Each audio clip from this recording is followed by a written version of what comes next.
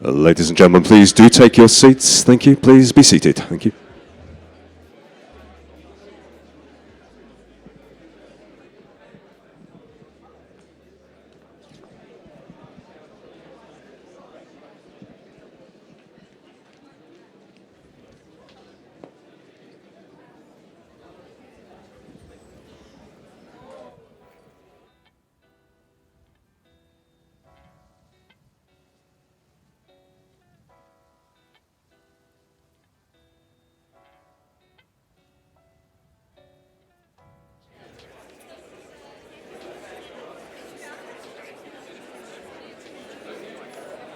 One minute.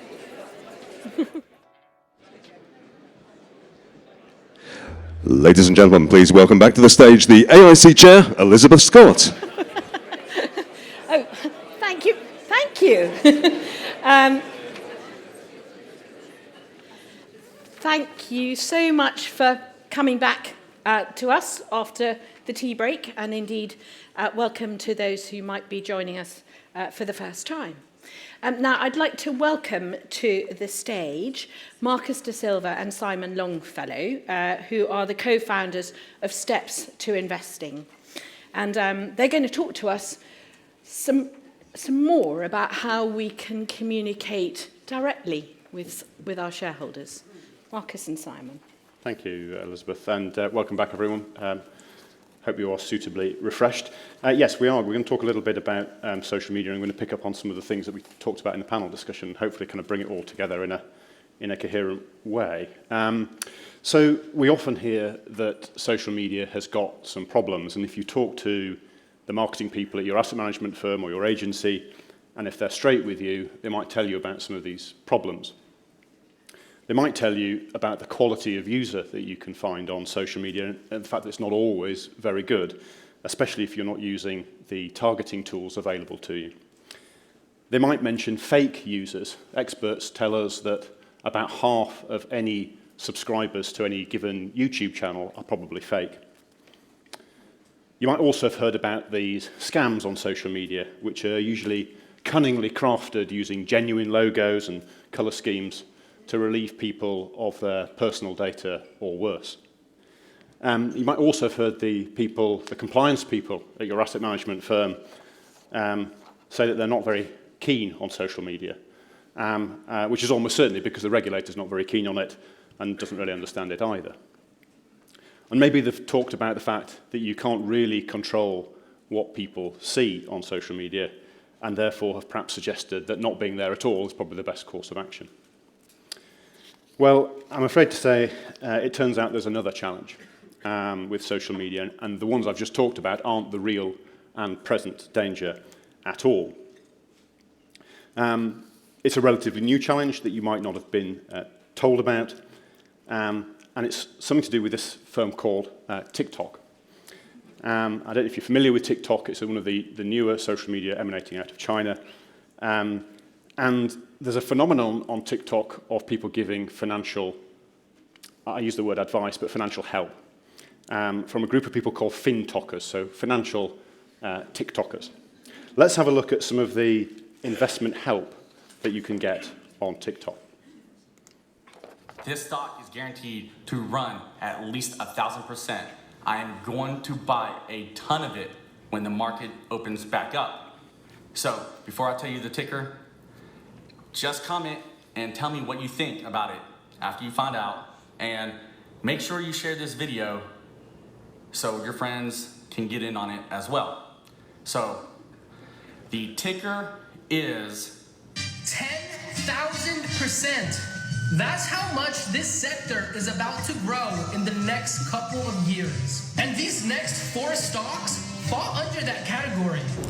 What's up, TikTok? You guys are looking for those 50% gains I was talking about on the Iron Condor. We'll check this stock out, best one to use. So tell me what your thoughts are. Look it up, and this bad boy is going to run and make us a ton of money.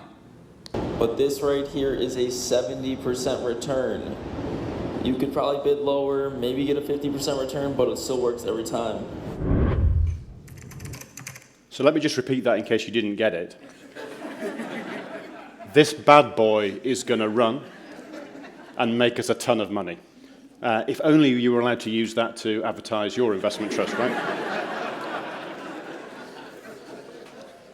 So for obvious, very obvious reasons, what we're talking about here is both worrying and dangerous, because your next generation of investors is being encouraged to be speculators by this get-rich-quick mob who seemingly are above the law and are hijacking the narrative.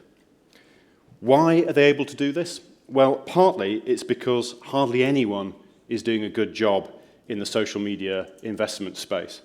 And because nature abhors a vacuum, these guys, I'm afraid to say, have moved in. So in the race for online attention, you're not just competing against open-ended funds and ETFs and the robos. You're competing against financial influencers who are promoting short-term, get-rich-quick speculation. So, of course, I mean, that all sounds very negative, but we think herein actually lies the opportunity. Because in this void of messaging about much more credible long-term investment strategies, there is this, as Simon said, this much shorter term, more speculative, much more dangerous kind of messaging. So the opportunity here is to redress that balance. And I think what you'll find is that whatever your target, they are on social media. And I thought I'd take you through some of the segments. So that's a kind of marketing spiel for chopping up the market, mainly by age, and then sort of identifying different features and characteristics that go with that age. So let's start with the Gen Zs.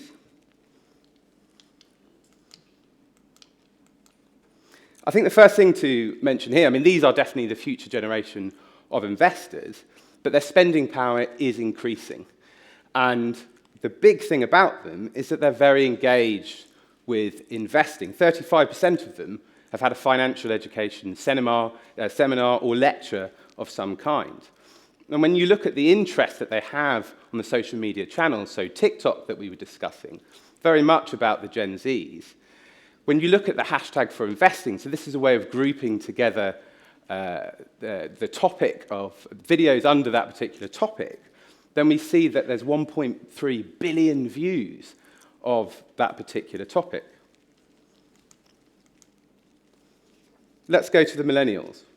Now, these are actually much older now than you think. I'm a millennial, I'm 36, but the oldest are 41.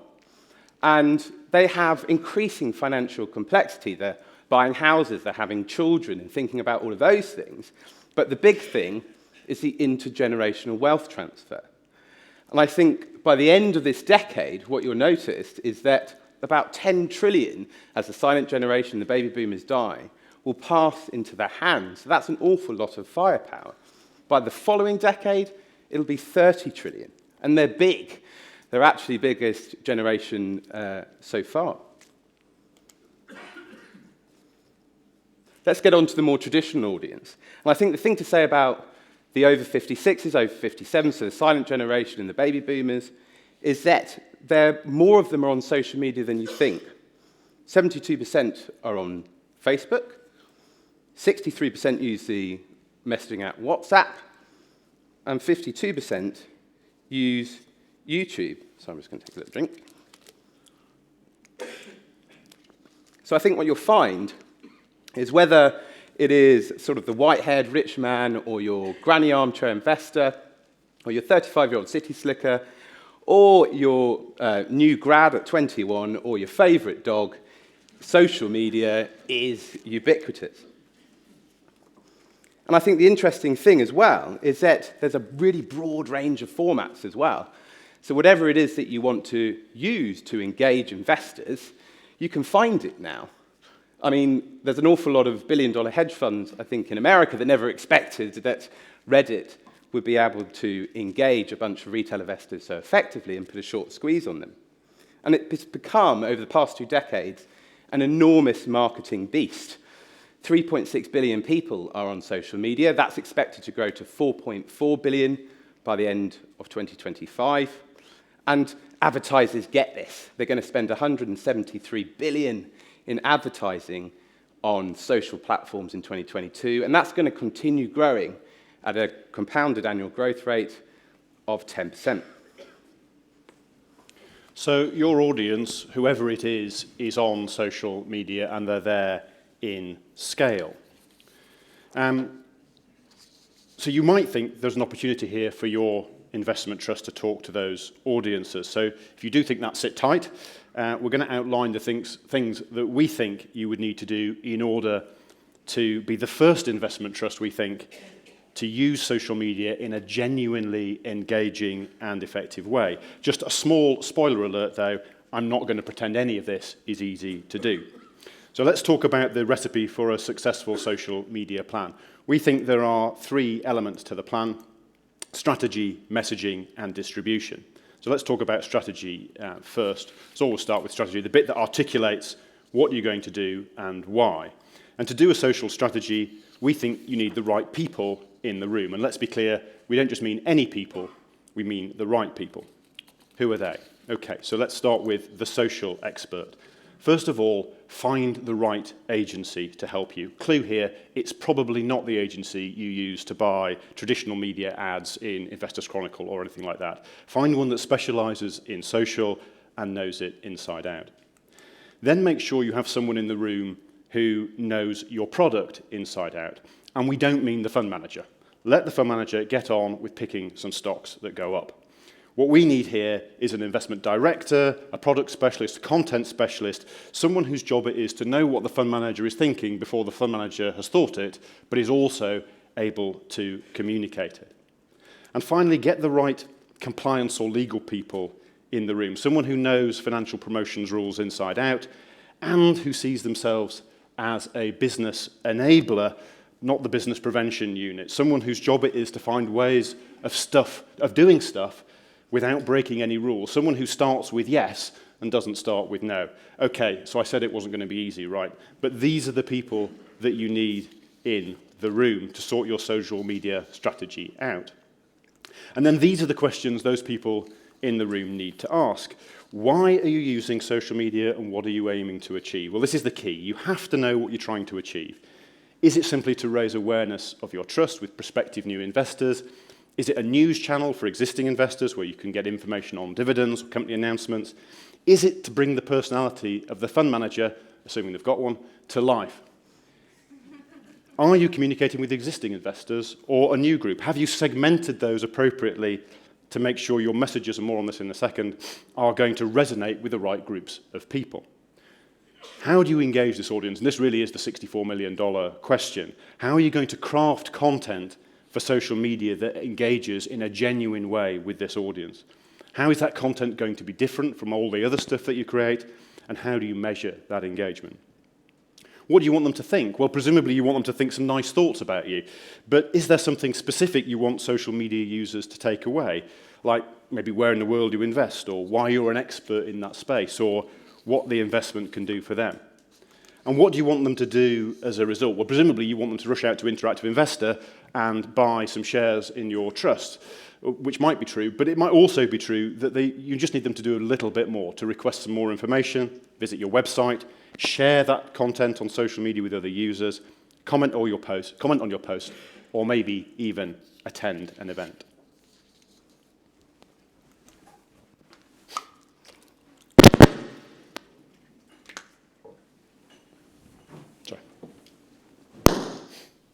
Okay, on to messaging. So what is it that you're going to say? Well, I think the industry is a little bit guilty about talking about things that it wants to talk about. And there's no doubt they're very credible, gearing in terms of your long-term returns or revenue reserves and smoothing your income stream. But I think the thing about social is that it's a lot more emotional. It's about selling the dream. It's more aspirational. What is it that we can do for those potential clients? And I think the robo-advisors are really good at this. This is circa 5,000, one of their messages. And rather than going on, this is a relatively new robo-advisor, and it's underpinned by ethical ETFs. So rather than going on about some of those features, and it's 9 portfolios, and it's the way in which you can use online chat rooms to speak to people at the company, and the cost of it. What it's actually talking about is how you can potentially change the world by investing in much more ethical products. So I think the challenge here with messaging is that you're competing for attention not just with the cats falling off shelves or cute pictures of doggies, but quite sophisticated strategies from the robos. So we would say, be more robo when you think about your messaging. And finally, thirdly, distribution. So there are two main ways to use social media, paid and organic. Paid is pretty much what it says on the tin. You pay to play, you make a post on social media, and then pay the social platform to promote it to an audience based on some criteria you've set. The problem with this is it's an increasingly costly exercise. After Apple and Meta fell out, Facebook to you and me, we've seen at Steps to Investing costs going up between 3 and 5 times to use the Facebook platform. And paid promotion has some other issues, mainly around trust. It's a sad fact that there's been so much bad marketing that consumers often see paid promotion through cynical eyes, if indeed they see it at all. So paid social media posts should be considered a short-term fix before you come up with an organic strategy for the longer term. Now, organic is essentially posting on social media without paying to promote it. The problem there is that it takes a long time and it's incredibly hard work. So you have to be out there with something relevant to say on a regular basis. You have to be doing something that social media users want. But there is a third way. It does come with a small catch, and that's that you're going to need to exchange some control for authority to find some engaged eyeballs. And that's to actually use the financial influencers in the first place, the finfluencers. Not those clowns we saw earlier, but some fantastic people doing a great job with oven-ready audiences. At Steps, we've worked with a number of these guys over the last couple of years to help us get the word out there. People like Lynn Beattie, who you may have seen recently starring in the Pension Bee TV ad campaign. People like Can, who runs the Humble Penny, who came to this country with penniless parents and now preaches the merits of financial independence. And a multi-award-winning Faith Archer, whose blog, Much More with Less, explains how to live a better life by consuming less.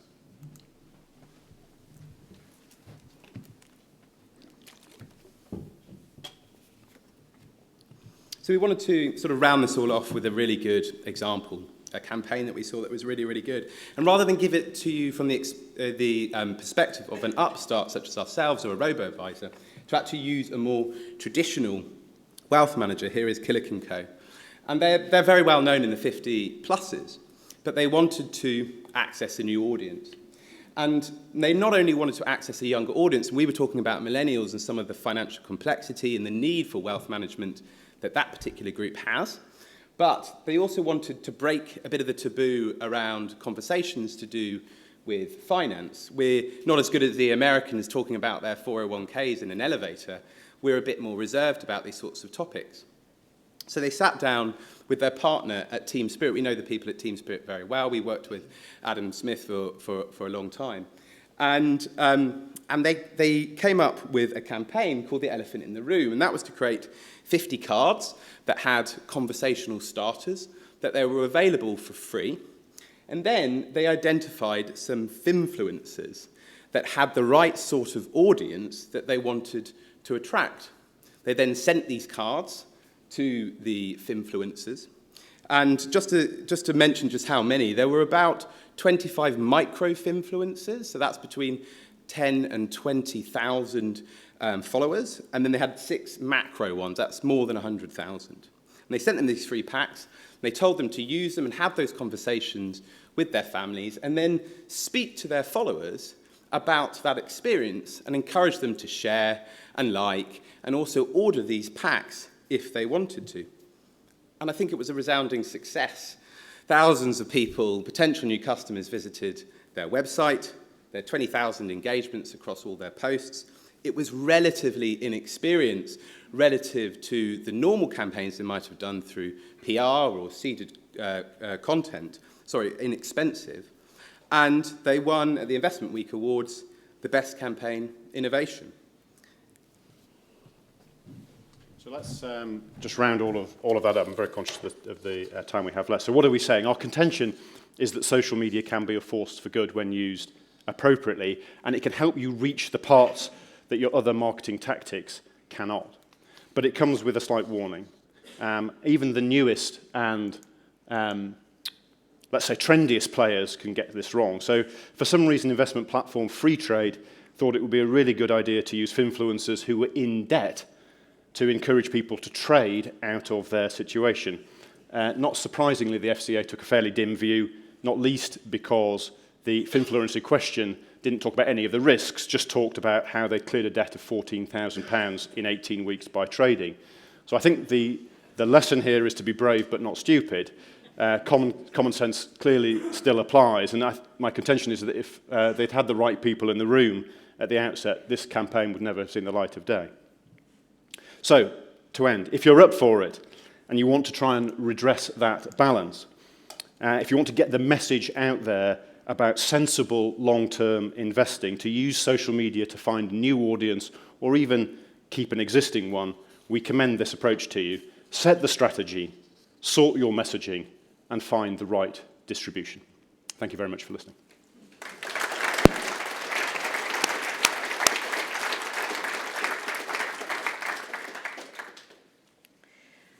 Thank you both, Marcus and Simon. And come and sit down. And I've got some questions. And do please keep sending some more in if you'd like to ask anything else. So the first question was, those FinTok clips, they were all American. Do we have anything similar in the UK? I mean, I know that you mentioned some of the finfluencers. Yeah, I'm glad you asked. Word to say. Yeah, glad you asked that. I thought we have a technical issue. Thank you. Glad you asked that. I thought your first question was going to be, do either of us own a tie? Which we do. They are all American examples, but they absolutely do exist in the UK. When we didn't show you, because actually it wasn't quite as compulsive as the ones we've used, was a chap and his brother who are in the UK, lifestyle coaches, but also talking about finance. And they're just as scary. I mean, they are really, really scary. If you've got a spare afternoon and a mobile device and TikTok, get on there and lose an afternoon's time looking at it, because it's really worrying stuff. It is just a global phenomenon.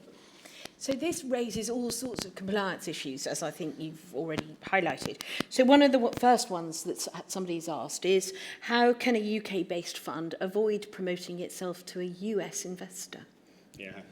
So this is another great question, because we've had this experience at Steps to Investing recently with a client whose compliance team got very, very scared about this exact thing, about using actually YouTube to promote their stuff, and that being exposed to a US investor. Specifically with YouTube, there is an answer, which is you need to get into a program whereby you can geo-target, so you can only expose your stuff to UK investors. To do that, you need a certain number of users and a certain amount of airtime. You've got to build that over time.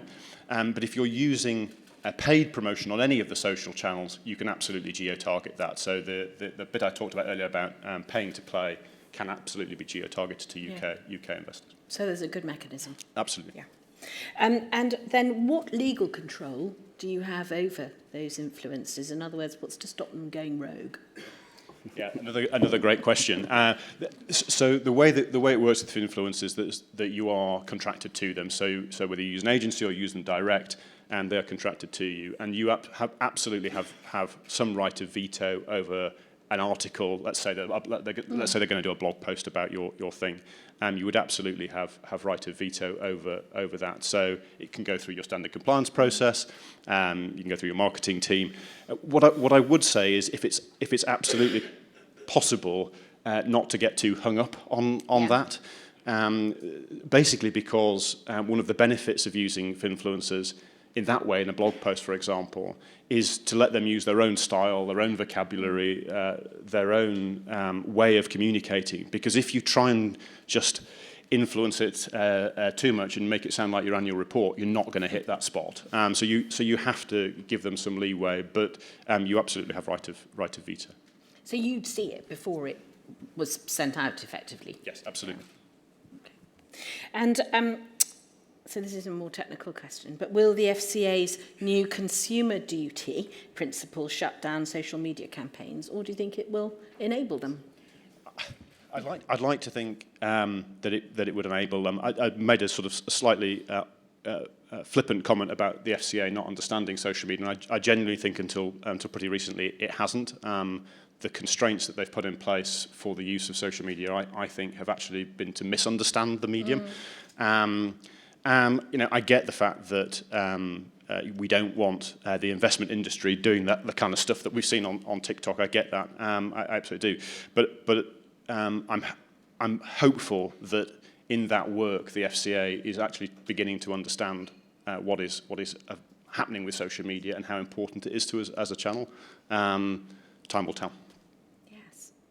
And do you think, just in terms of what you're going to put on social media, I mean, do you think that it's it's the teaser that does it, if you like? Yeah, I think this is very much earlier on. Oh, is that me as well?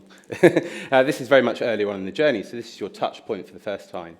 And of course, the marketing journey crosses a lot of different channels. So this is really, it's that aspirational message again. It's that emotional driver that gets people into that journey. And then, of course, as I said, all those other features that you want to talk about, you can do later on.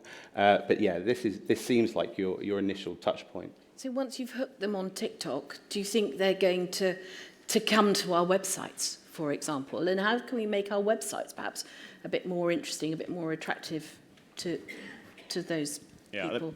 If I can, if you'll indulge me for 1 second, I'm conscious of the time, but let me give you another case study. So wearing a different hat, I'm a photographer, and I did a shoot a couple of weeks ago with a guy who is 21 years old, just graduated. He's a model and a fashion business owner, so he's producing sustainable fashion, which I think is a fantastic thing, but needed some photographs for his website. And so we did a shoot, we had a drink afterwards, and he asked me what I did, and I said, well, I run this business that helps people learn about investing. He said, oh, that's interesting. Do you know a company called iWeb?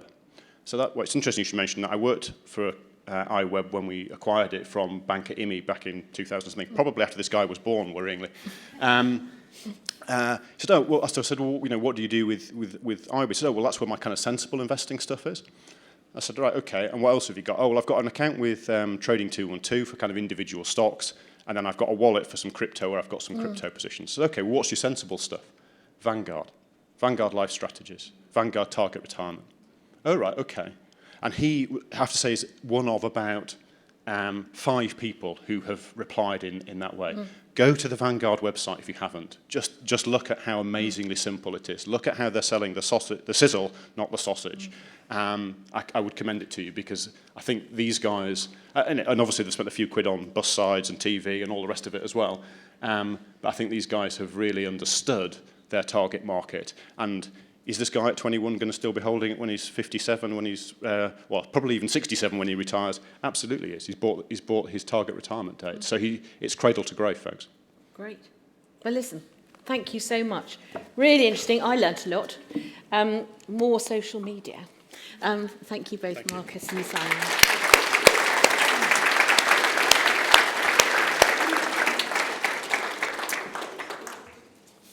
And now, I'd like to ask our next panellists to come up and join me here. Sheryl Cuisia, who's the founder and managing director of Boudica, and Ian Overgage, who's a partner at Warhorse. Ian, why don't you come and sit here, and then Sheryl can come over here later on. And we're going to start off. Sheryl's going to do a presentation for a few minutes, just to give us some information about how she sees the powers and pitfalls of direct communication with investors, and then we'll have a bit more of a chat about it later on. Thank you. Great. Thanks, Sheryl. Thank you so much. Good afternoon, everyone. It's an honor and pleasure to be here with you to discuss investor engagement, particularly with individual investors.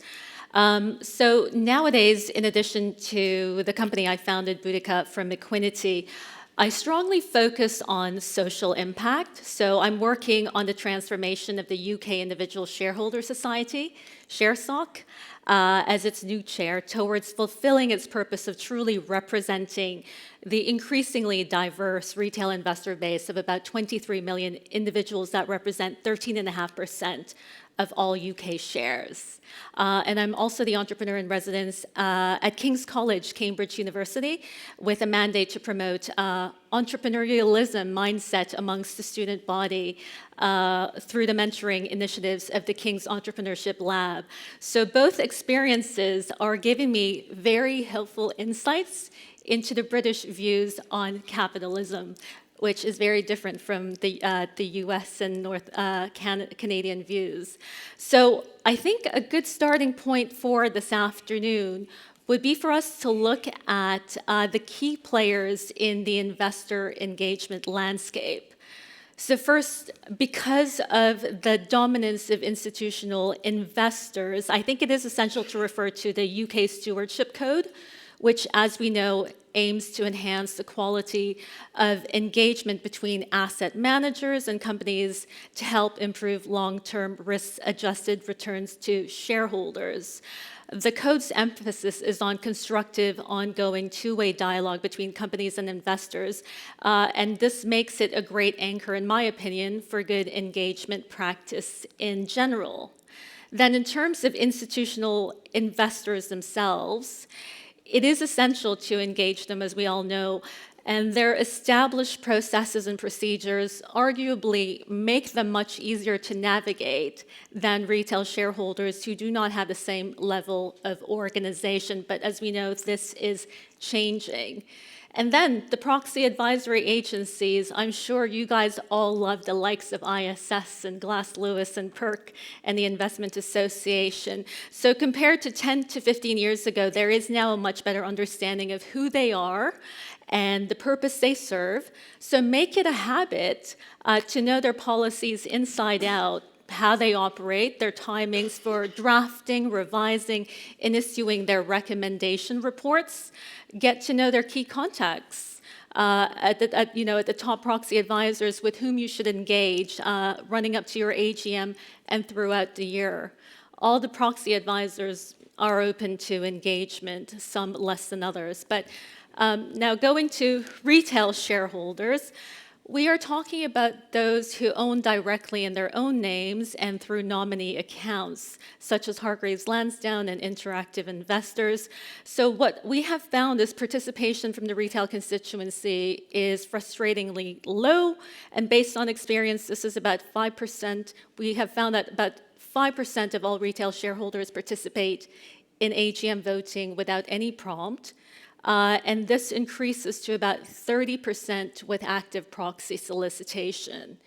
The hope is that retail will be more engaged, and we are actually starting to see this with the rise of millennials and Gen Z investors, increased calls for companies to more actively communicate with individual shareholders, and then the technological advances being made by innovative sustainable fintech firms that are disrupting the market, which we will look at on the subsequent slides.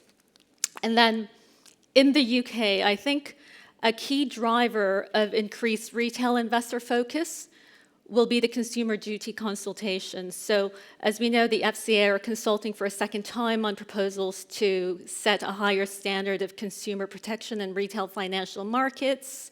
And the aim of the consumer duty is to raise the standard of consumer protection towards bringing about a fairer, more consumer-focused and level playing field. So I think we should watch the space.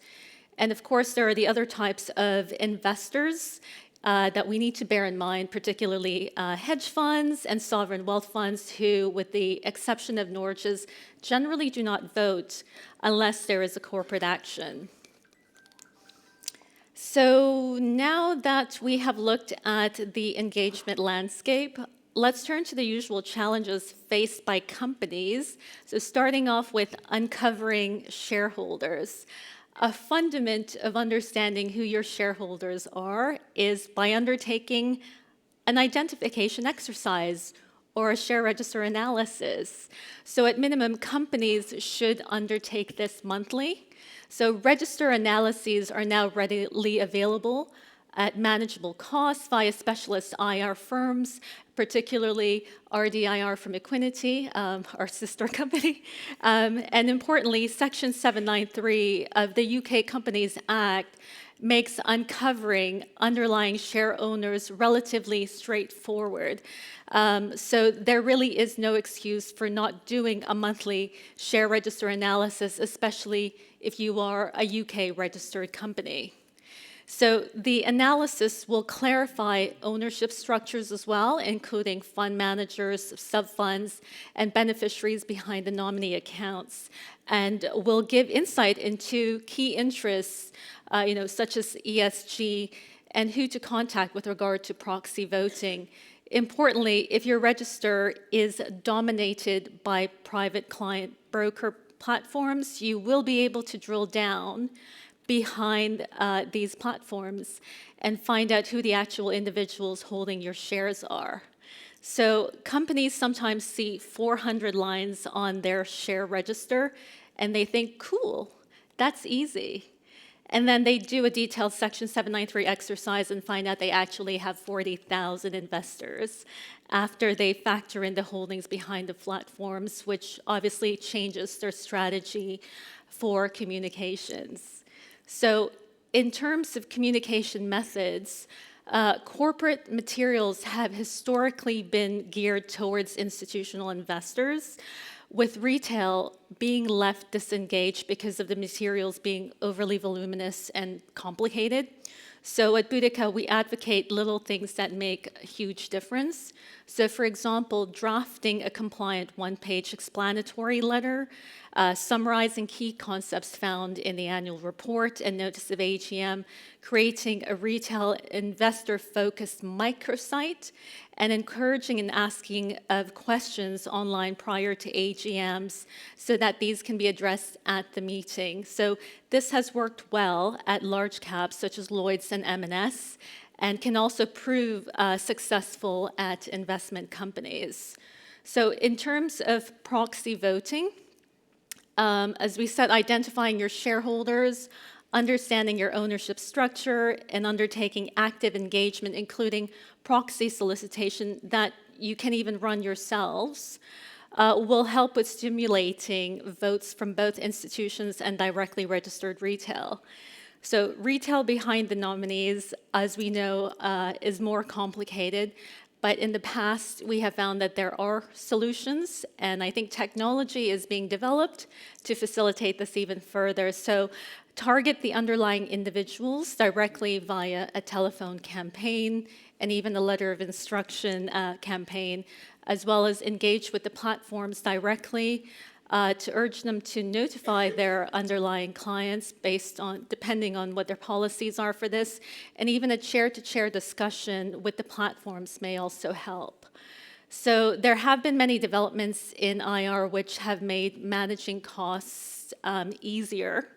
So in my opinion, allocating responsibilities internally and setting an annual budget dedicated to shareholder analysis and engagement will help significantly with avoiding pitfalls when you actually have an extraordinary situation, such as an activist case, M&A, and a capital raise where you need as much shareholder support as possible. So just looking at this. So with being front-footed in mind, here are some additional thoughts on overcoming challenges and owning the engagement process. As part of knowing your investors, understand your retail investors' demographics.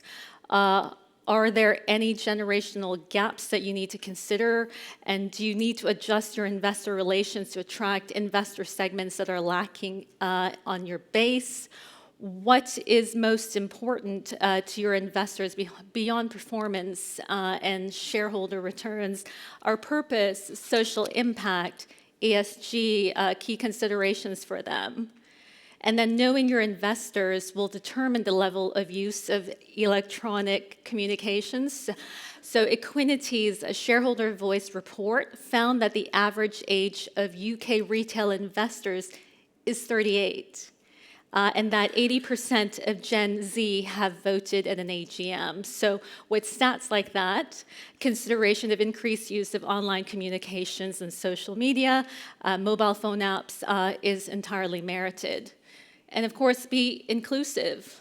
An easy win is to extend an invitation to your results presentation and quarterly roadshows to your top retail shareholders and individual investor groups such as ShareSoc. Also, consider undertaking an annual ESG roadshow. This is being done increasingly, similar to corporate governance roadshows, which are now widely practiced. And then knowing your stuff. Change is happening. So climate change, ESG are now top table. After 15 years of campaigning, share action are taken seriously by companies. The sustainable fintech that I was mentioning earlier, this creates transparency and pulls individual investors together to have a greater say on purpose. This technology now exists. So the two leaders that I found who have been stewarding this are Tumelo and TulipShare, so have a look at what they're doing. Both are founded by some amazing millennials. And then engagement between companies and retail shareholders is being commercialized and made more accessible by the likes of Mello, Investor Meet Company, and events run by retail shareholder groups. So finally, leverage your AGM engagement as a means of communicating your message. Use the AGM as an opportunity for taking questions in advance, answering these at the meeting, and providing an investor presentation. In their 2021 Future of AGMs paper, Share Action very much advocated the use of the AGM as a means of communication, warning that soon shareholders will likely want a say on purpose, similar to say on pay. So, in summary, if you don't have one already, do assemble an engagement playbook that will help steer your year-round activities. So some key points: don't wait for an extraordinary situation to force you to understand your shareholder base and whip support. Make it a habit to maximize the vote turnout by drilling down your register. Understand who really owns your shares, the issues that matter to them, and engage with them through various means, including electronic comms. And then be inclusive of retail in your investor engagement. Be inventive when it comes to facilitating proxy voting for private client broker beneficial holders. Look at letter of instruction mailing, lobby the PCBs, have that chair-to-chair meeting. And work with retail shareholder groups like ShareSoc and Share Action to get to know and get to know the sustainable fintech platforms that we talked about, like Tumelo and TulipShare, as they are changing the way investors engage. And weaponize positively your AGM and make it easy for all your shareholders to access and understand your materials. Think of the changing demographic of retail investors, their use of social media, and their need for good online content. So ultimately, the way investors engage has evolved significantly, and investment companies' understanding and adoption of this evolution will help ensure a more engaged investor base. Thank you so much, Sheryl. Come and join us over here. Thank you. And I'm sure we're going to have lots of questions. But first of all, would you explain what a Section 793 request is and how it works? Briefly. Okay, very briefly. So basically, Section 793 of the UK Companies Act enables a company to request from a nominee the underlying holder's details. And basically, to undertake that, the company would need to issue a letter of authorization to a share register analysis provider, and then they would disseminate that. They would serve that notice to the various nominees, and after a certain amount of days, normally 5 business days, the responses come back, and then that's compiled into a register analysis. Great, thank you. Now, Ian, I think you have experience of using this. Yes, we do, Elizabeth. So at Warhorse, we run promotional campaigns for several investment companies. And part of that, in fact, a really important part, is engaging with existing holders as opposed to always looking for new clients. And for us, 793 is it's effectively a passport to engage with platform investors, D2C platform investors, and also to re-engage with platform investors who previously held their shares in in-house company share plan and ISAs. And obviously over recent years, they have migrated over to the likes of Hargreaves or Interactive Investor.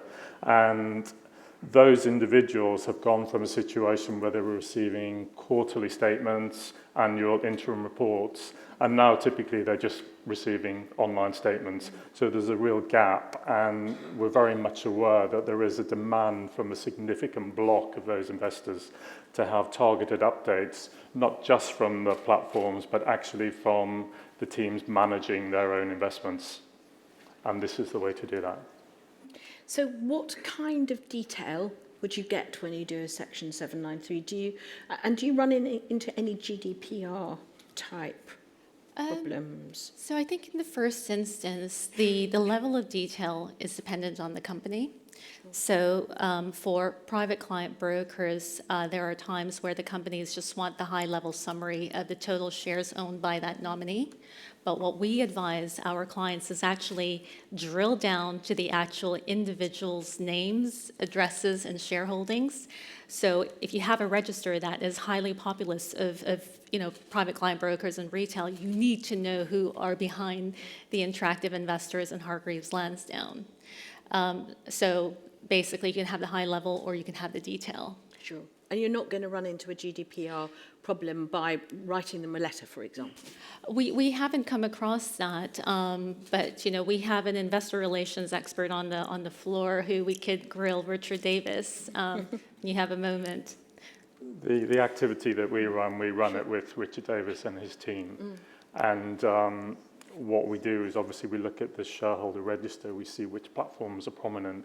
We don't send the request to all of the platforms, we choose the ones that are most relevant. And typically we'll decide on a threshold, i.e. to avoid those holders just holding a handful of shares. And the information you get back is usually just a name and address. So the follow-up, if you want to then communicate with those holders, it has to be a statutory communication.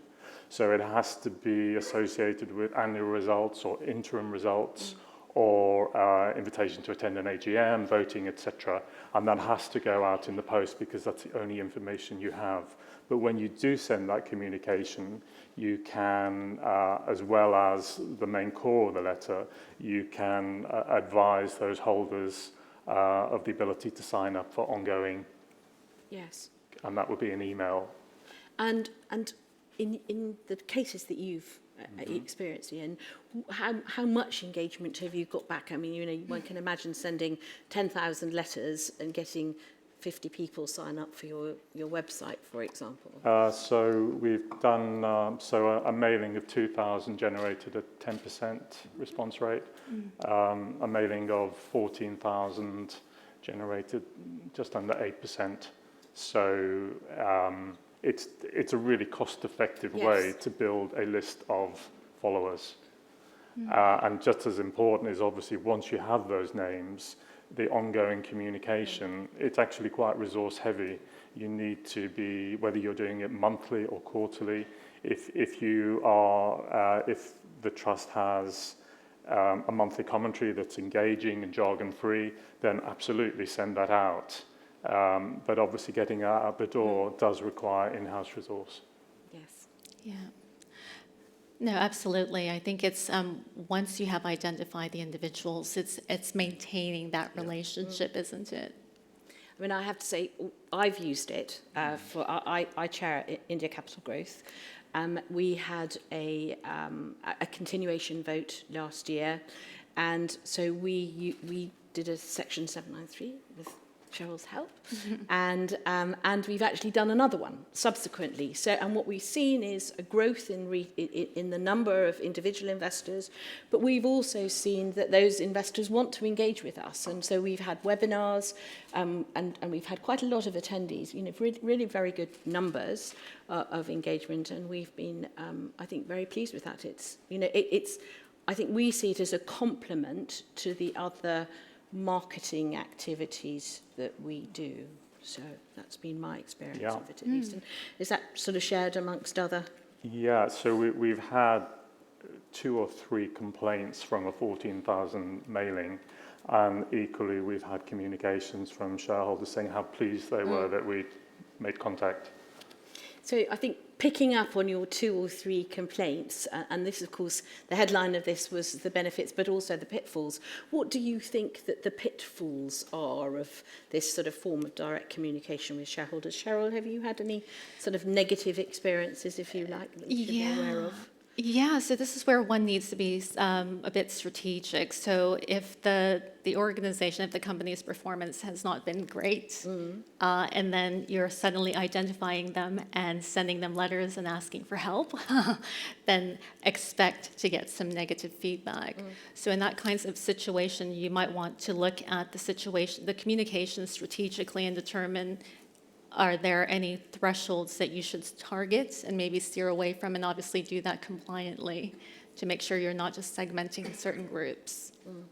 And Ian, do you think there are pitfalls? I don't think there's major pitfalls. I think targeting the platforms, make sure that you are targeting D2C platforms and avoid anything where it might be agent-introduced clients. Because really that's, and also any letter that does go out, you should always reference the need to take advice if you're uncertain of whether to subscribe or not. Yes, thank you. And so just sort of as a follow-up from that, how would you then sort of build on the targeting of those individual investors? What do you think people should do next? From our perspective, the key is that you actually have a schedule of communications that runs throughout the year. And also, you're not just promoting this service via 793s, you should be doing it through PR. In the chair statement in the annual reports, it should be mentioned if you want to keep in touch with what's going on, follow us and sign up here. And even on any advertising, why not have the sign up? And the way it works is that typically you need to set up a landing page where somebody, if they want to subscribe, they just provide their email address. You know nothing more than the email address and that it's a private investor. And that's it. And once the mailing has been done by a mailing house, the data is destroyed. Okay. And yes, do you think, Sheryl, asking you this one, what do you think the key motivation is for a shareholder to engage with this process? I mean, why would they bother to respond? Yeah, well, the actual individual investor, because I think individual investors are actually becoming even more sophisticated than before, and they genuinely have a desire to help the company do well. And then also they want to be part of the whole engagement process. I mean, for far too long, I think individuals have been excluded from the investor roadshows. And as we saw, there's 13.5% of all UK shares are represented by individuals. So it just takes that little bit from the company to actually include investors in the roadshow and build that relationship, so then those individuals don't feel that the company is only going to them when they have a problem. And do you think that those individual shareholders have a good understanding of what their rights are as shareholders, for example? I think increasingly in organizations like ShareSoc and AXA and what these guys are doing, and Tumello and Tulip Share, basically are empowering the individual. That's the thing. It's actually quite scary for some companies, and also, but good for investors is that individual investors are finding their voice, and basically through various fintech tools, they're now able to organize better to actually make a difference in the vote. Great. Again, Ian, do you? Well, I was just going to say another very valid reason to communicate with platform investors is to tell them how they can vote. And the process varies from one platform to the other. And I mean, I have an account through Interactive Investor and their voting platform, and sort of news update I find incredibly easy to use, but I think others it's more manual, you have to make a call. So it's good to explain that because it's not as easy as when the clients were in the in-house savings schemes. And so just sort of thinking about that a bit more, do you think that the impact is a positive one? In other words, are you seeing, as a result of this engagement, are you seeing more people, more shareholders voting? Well, we think that over time it will create ongoing demand. That's the purpose of doing it. And also, in simple terms, what we're doing is repurposing content that is being produced anyway. So why not maximize the distribution and deliver better value for the investment company? Great. Well, listen, thank you both so much. Really interesting, and I think yet more tips for all of us to increase the engagement that we have with our shareholders. So thank you very much.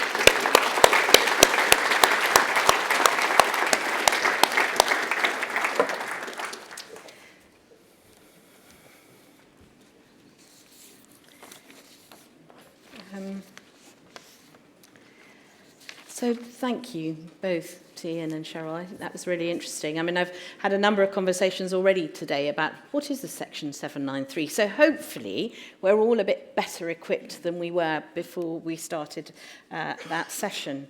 But now we're going to move on to ESG. And I'm going to ask Nick Britton, who's Head of Intermediary Communications at the AIC, to talk to us about what investors really want. Nick. Exactly, thank you, Elizabeth. What they really want in italics. So, good afternoon, everybody. Great to see you all here. And yes, it is another presentation about ESG. And I'm very conscious of the fact that you've probably been to a presentation about ESG before. You've probably been to a webinar on ESG. You've probably read articles. You may have even written articles on ESG. And I'm sure a lot of those discussions have been fascinating, and I find ESG really interesting. But sometimes there's a bit of a danger, and it's already been referred to today, that a lot of this is just the industry talking to itself about ESG. Or at least that's what we thought last year when we set out to embark on a pretty extensive piece of research where we thought we would ask investors what they wanted to see from ESG policies, strategies, reporting and disclosure. We partnered with a firm called Research in Finance. They're here, they're excellent. They surveyed over 400 private investors, over 200 intermediaries, by which I mean financial advisors and wealth managers, and they followed that up with 20 in-depth qualitative interviews. And I'm going to be talking over the next 20 minutes or so about the key findings from that research that I think are really important to today's theme.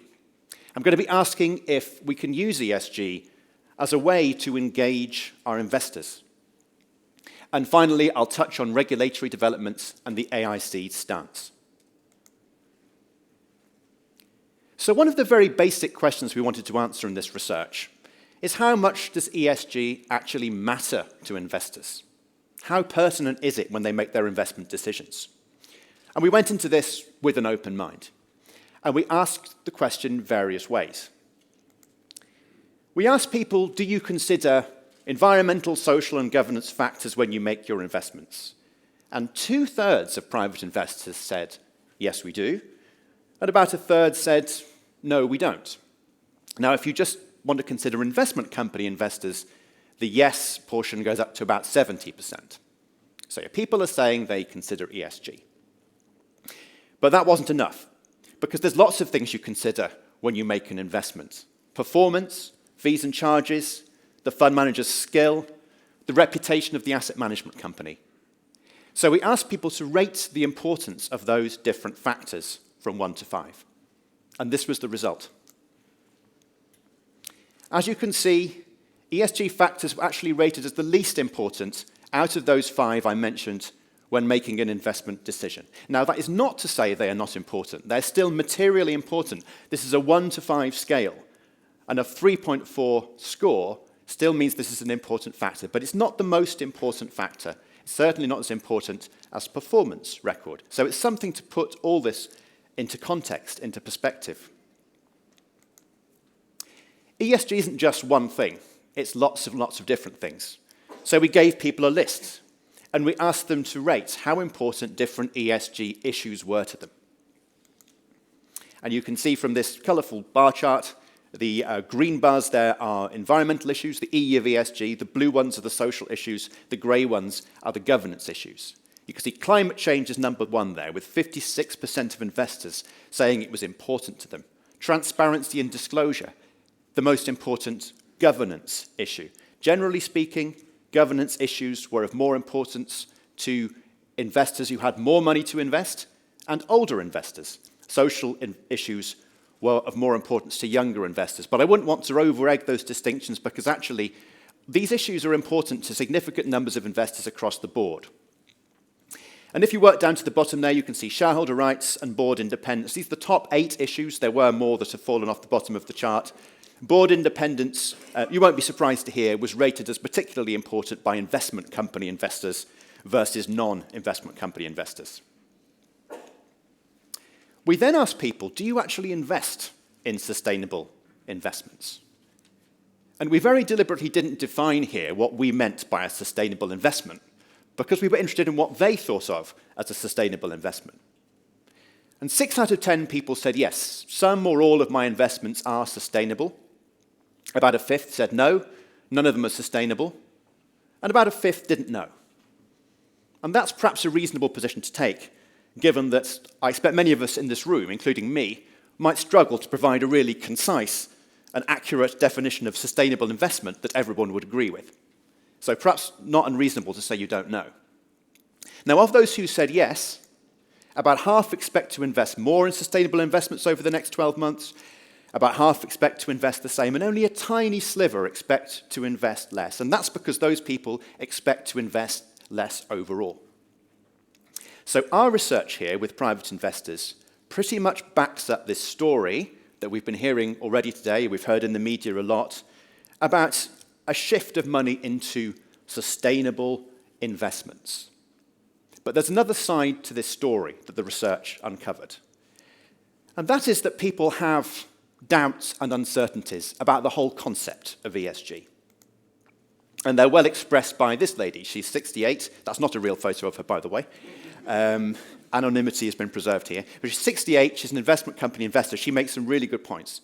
She says, what are the rules? She's talking about ESG engagement here. What are the rules? People say, oh, we talked to a company X to make sure that our specifications were followed, but I'm not very sure what those specifications were.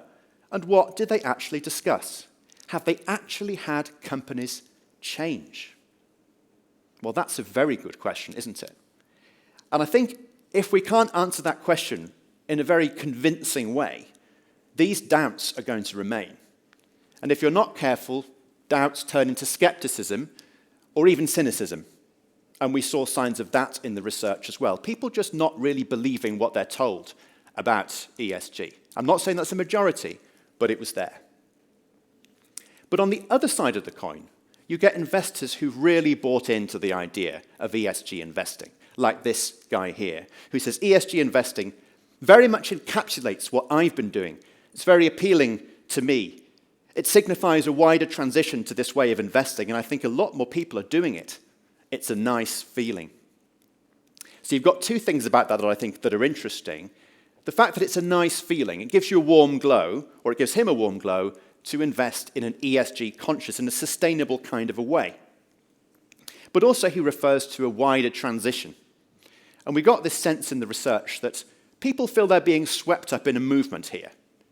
Now, a lot of people are being swept up quite passively because they're saying, well, actually, when I chose these investments, I didn't really think of them as sustainable. I now see that they have ESG policies, they are more sustainable, and that's something that I'm quite happy about and I'm quite comfortable with. But they've been swept up kind of passively. You could call them accidental ESG investors, if you like. But then you've got a significant minority of people like this guy who are actually really driven by ESG considerations. And given that the theme of this conference is engaging investors, does this give us a new angle or a new dimension in which we can actually engage investors by talking more about the ESG credentials of our investment companies, where that is appropriate, and it will obviously differ in different cases how appropriate that is. Now, what does all this mean in practical terms? What do investors actually want to see from you as investment company directors? We asked a lot of questions about disclosure and reporting because we felt that was a really relevant area for you. And it all boils down, I think, to three things. And unlike Richard, I've spent a bit of time on making sure they begin with the letters E, S, and G. So here they are, because that's the kind of guy I am. So the first one is engaging reporting. Holly said it earlier. People don't want to be bored, basically. You've got to bring it to life. You've got to show the human side and tell stories. Now, it could be something very small. It could be a single person's life that's been touched by an ESG engagement or investment. It could be a community where the quality of life has been improved. It doesn't really matter how small it is. If it's real, if it's human, you'll make that connection and it will feel tangible to investors. Short and sweet. Private investors and financial advisors in particular are pretty unanimous. They don't want to wade through long disclosures. They want them to be concise and clear. Financial advisors want them to be written in plain English. They don't want to have to translate them into what they call client speak. And finally, ESG disclosures need to be grounded in evidence. Now, not everyone is an expert in interpreting an ESG or sustainability disclosure. A lot of private investors aren't. Financial advisors freely admit they're not. Even wealth managers struggle with it. But people are quite quick to pick up on anything that sounds generic, vague, not properly substantiated. Anything that feels like you're paying lip service to ESG. People do notice that. And the way to combat that is to provide convincing data. It may also be to get a third party to verify ESG claims that you're making. Now, with the AIC, we don't feel that should be mandatory, but we know a lot of, or several, member companies are doing that. They're actually getting other organizations to put their stamp on their ESG claims or reporting. And that's something that can obviously instill confidence in investors. And what do people not want to see? I'm not going to read all these out. I'm just going to leave them up on the screen for you to read. I'll just pick out a few. Generic, vague, long-winded disclosures, tick box exercises, disclosures with no measurable information, no specific stories. And this is a good one, no link to action or investments. And these are the kind of things that can breed more skepticism about ESG. Now, at this point, you might think, well, Nick, these investors are asking a bit of a lot, aren't they? They want ESG disclosures to be short and sweet, but they also want all these stories, all this data. Well, how do you square that circle? And I think that's a very fair point. And maybe a clue as to how we could approach that comes from the FCA's latest discussion paper on the disclosure and labeling regime that they're working on. Now, this is just early views on a product-level disclosure, and you can see it starts off with a product label that would be something like sustainable or impact or transitioning or aligned or whatever language they decide to use, but basically a label that shows you what shade of green a fund or investment company is.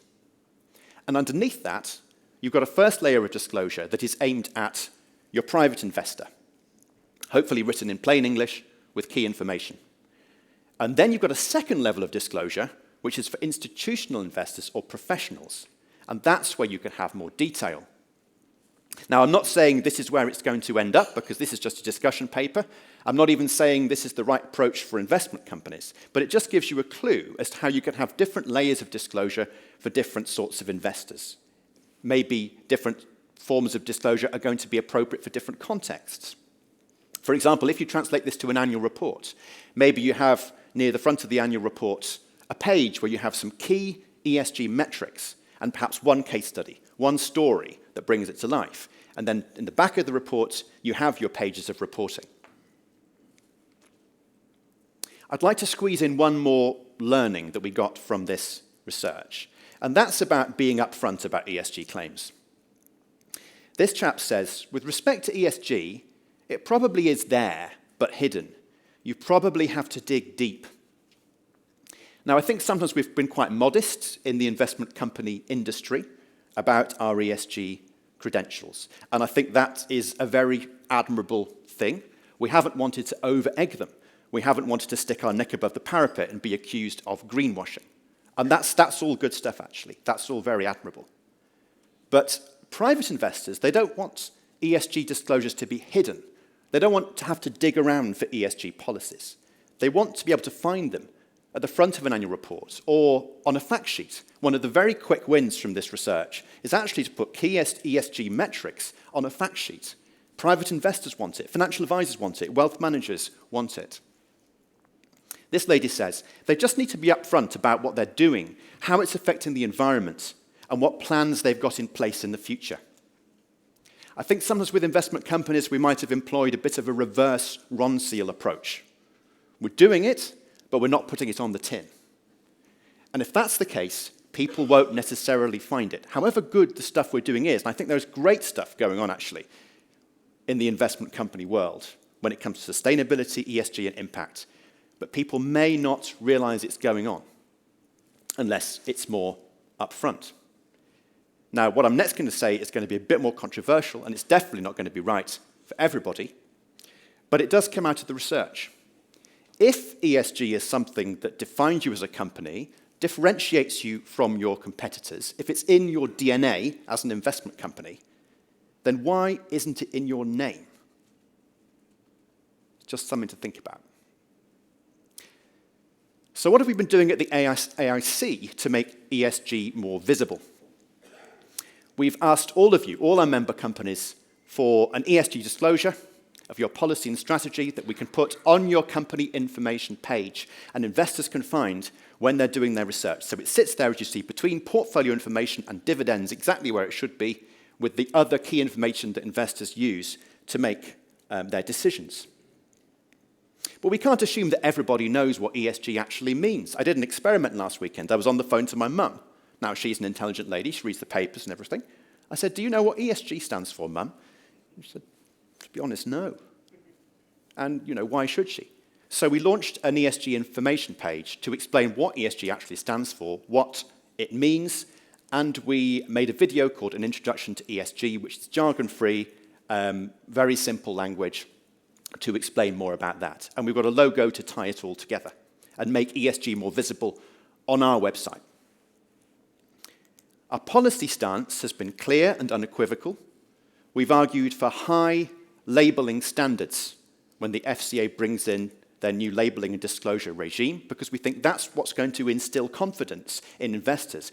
It's going to help combat that skepticism and doubt about ESG. If people can actually rely on a label, if a fund is called sustainable, it actually has to be sustainable. If every fund can call itself sustainable, then it doesn't have any meaning. We've argued that you need to differentiate between the E and the S of ESG.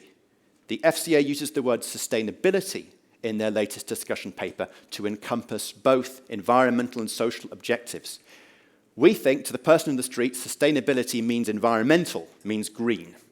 It doesn't mean other positive social objectives. So we think there should be a clear differentiation there in the product labeling system. Now, it's nothing to stop an investment company doing both environmental and social impact investing, but just to make that distinction. And finally, you've heard the phrase already today, we want a level playing field for investment companies and VCTs. As you've heard today with the AIC's new mission, we want investment companies to be considered by every investor. And that includes investors who are motivated by ESG, by sustainability. And so investment companies have to be part of this new labeling and disclosure system so people can compare them to open-ended other offerings. We think there's a great opportunity for investment companies here. Now, of course, it comes with a risk. As we know from investing, opportunity and risk always go together. And the risk is, I've already referred to it, that actually you over-egg your ESG claims. You get accused of greenwashing. But actually, we have quite a good antidote to that, because we, unlike other funds, have independent boards. And just as the independent boards have a key role in setting the investment strategy and evaluating the manager's performance against that strategy, they clearly have a role in setting the ESG strategy of the company and monitoring performance against that. So boards can play an important role in instilling confidence in an investment company's ESG policy. So that gives us an advantage, I think, on the G side of ESG. We're already off to a good start, but it's not the only structural advantage we have. We also have the ability to invest in less liquid assets, including private market impact investments, renewable energy infrastructure, housing for the homeless, social outcomes contracts, and the like. And I'm very grateful for the work of the Impact Investing Institute and Jura Capital, I'm also here today at this conference, for bringing that to light. And finally, we have the opportunity, yes, to increase demand for investment companies with a strong ESG story to tell, but also for all investment companies, really, to perhaps engage with our shareholders on a different sort of level, to have a different kind of conversation with them. We're very used to meeting their financial needs, talking about income and growth. If we can also fulfill their desire to see their investments make a positive difference, then we could really be able to strengthen and deepen that engagement. That's all I've got to say, so thank you very much. Thank you so much. Now we're sort of running short of time. Right, okay. But I think that if anybody does have any questions that they would like to address to Nick, you know where he is. And as you probably all know, he does a huge amount of work on behalf of the AIC, talking to IFAs and to other people promoting investment companies, and clearly has a very good understanding of the ESG issues that we're currently facing. Now, I'm just looking, Guy. I see you there. Where is our next speaker?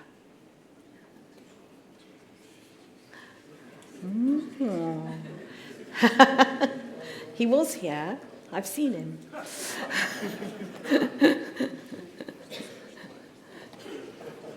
Sorry, having chucked poor Nick off the stage. but knowing how short a time everybody is.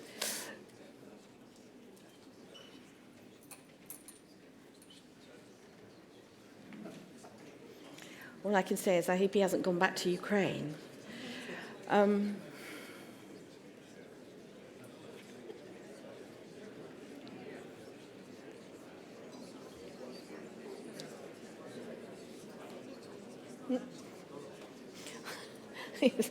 So I'm obviously too vigorous with my timekeeping.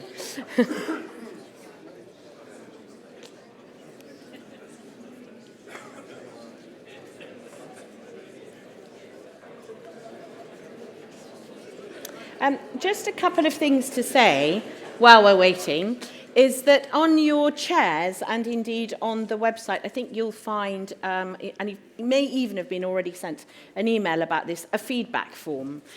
We're always, the AIC is always very keen to receive feedback about the conference and about the speakers, and I know that the speakers like to receive feedback about how you feel they've done. So please do take the opportunity to complete the form as and when. And here he is. The man of the hour, Nick, hello, greetings. Very nice to see you. Yeah, thank you so much for joining us. Do you want to stand or you No, I will stand. I mean, whatever yes, you let's prefer take to that do, honestly. Let's do it there. Well, first of all, ladies and gentlemen, and Elizabeth, thank you very much indeed, and my apologies for keeping you. I thought you were still having questions and talking here. It's partly because we're all rather unfamiliar with this, aren't we? This kind of being together in a room thing is very, very odd, and frankly makes me a little nervous, to be honest. I've spent a lot of time. Have you all unmuted yourselves? Have you done that? You've had that joke all day, haven't you, I suspect? But it does make me rather nervous, because the curious thing about my job is not just the pandemic, but the odd thing about my job is that, of course, you talk, you're always told to, N million people, roughly 7.5 million people on the Today programme a week, tune in. When I used to do TV news, we were told the audience was about 6 million, but you never actually see any of them. The curious thing is I used to stand night after night outside Downing Street. In those days, you can tell I've joined radio, can't you? Those days I was always in a suit and tie, but these days I'm slightly more relaxed. I would stand night after night outside an empty building in the dark. Have you ever wondered why? I have to say, I spend most evenings saying, what the hell am I here? Nobody else is here. What's the point of standing outside this building? And you would talk into a camera with no idea who was watching or, frankly, what their reaction would be. Occasionally, this produced some rather uncomfortable and awkward moments. I once interviewed John Prescott. Do you remember John Prescott? Yeah, John Prescott. You'll be surprised to hear that the then Deputy Prime Minister got ever so slightly tangled in something he was trying to say to the British people. He got confused between two different contents, and he said, I made that crap, Nick. Can we go again? I said, well, we are in fact live, Deputy Prime Minister. At that point, it reminds me that he once stood at a platform not unlike this one, rather larger audience for a Labour Party conference, with a podium of this sort. And he said, the Green Belt, he said, is a Labour achievement and we intend to build on it. And you kind of knew what he meant, as you did so often with John Prescott. It just wasn't what he'd said. He was our answer to George W. Bush. You know, the man who once said the problem with French was they had no word for entrepreneur. He really did say it. Every time I've done that, they go, no, he didn't. He did actually say it. But my favourite one was when he stood at a platform like this one and he said, our enemies, he said, I won't try the Texan accent if you'll forgive me, our enemies are innovative and resourceful, he said, and so are we. And they never stop thinking of ways to harm our country, and neither do we, he said with great conviction. Now, I was thinking what on earth I could say at these extraordinary times, and you may be slightly surprised to have seen me walk to the stage. I'm not sure where the camera is for people who are watching there, you'll catch it, with an edition of Grazia, but I have been thinking as I saw yet more grim news this morning of this young woman, Sophia, who was on the front page of Grazia magazine. This was my fixer in the Ukraine. This was the young Ukrainian woman who, with her little girl Anna, was in the car that took me from the Ukrainian capital, Kiev, to the Polish border. And I keep thinking of her because, of course, we all identify with those gruesome images that we're seeing. And I'm afraid there's been yet more horror while you've been sitting in your conference today, and there'll be more to come. But sometimes it takes one person for you to sort of get what it means. And Sophia was a journalist in the Ukraine. She was our translator. A fixer means someone who accompanies you around the country, explains how to get things done, translates for you.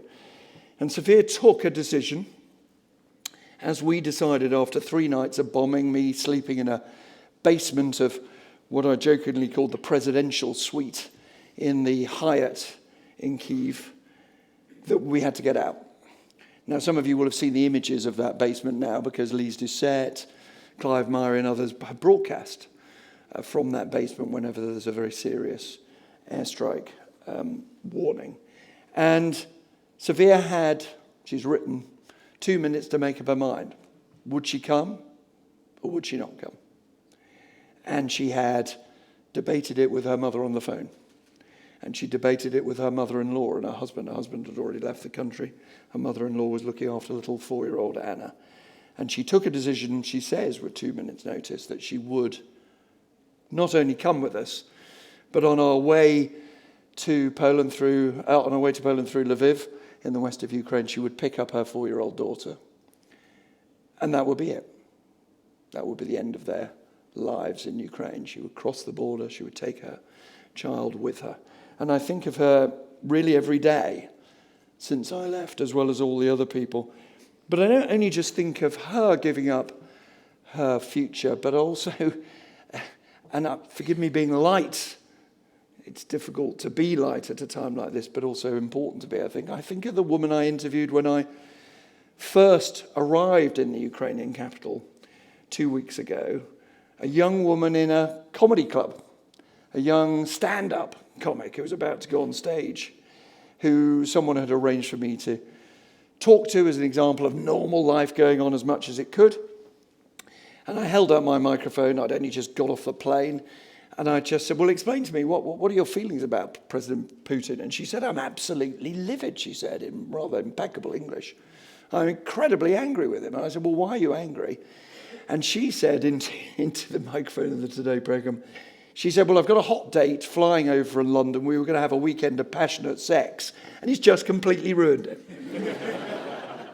And I went, no, but why are you really cross with Vladimir Putin? And I think roughly 20 times, including with references to Pornhub and the odd sexual position, she actually continued to repeat that this really was why she was angry with the man in Moscow. It is one of the problems of my job sometimes, which is you don't know what people are going to say to you. But to be serious with you for a second, I look back at that nightclub, had a beer with a group of comics. There was a quiz night. It's 2 weeks ago. 2 weeks ago. It's impossible really to believe what has happened. I think back to the gun shop that I went to the day before the invasion began. I'd interviewed the former Prime Minister of Ukraine. And as we finished the interview, he took out his phone. And he said, oh, by the way, you might want to see this. And I looked, and it was a man in fatigues, clearly doing weapons training at the weekend. I said, hold on, that's you.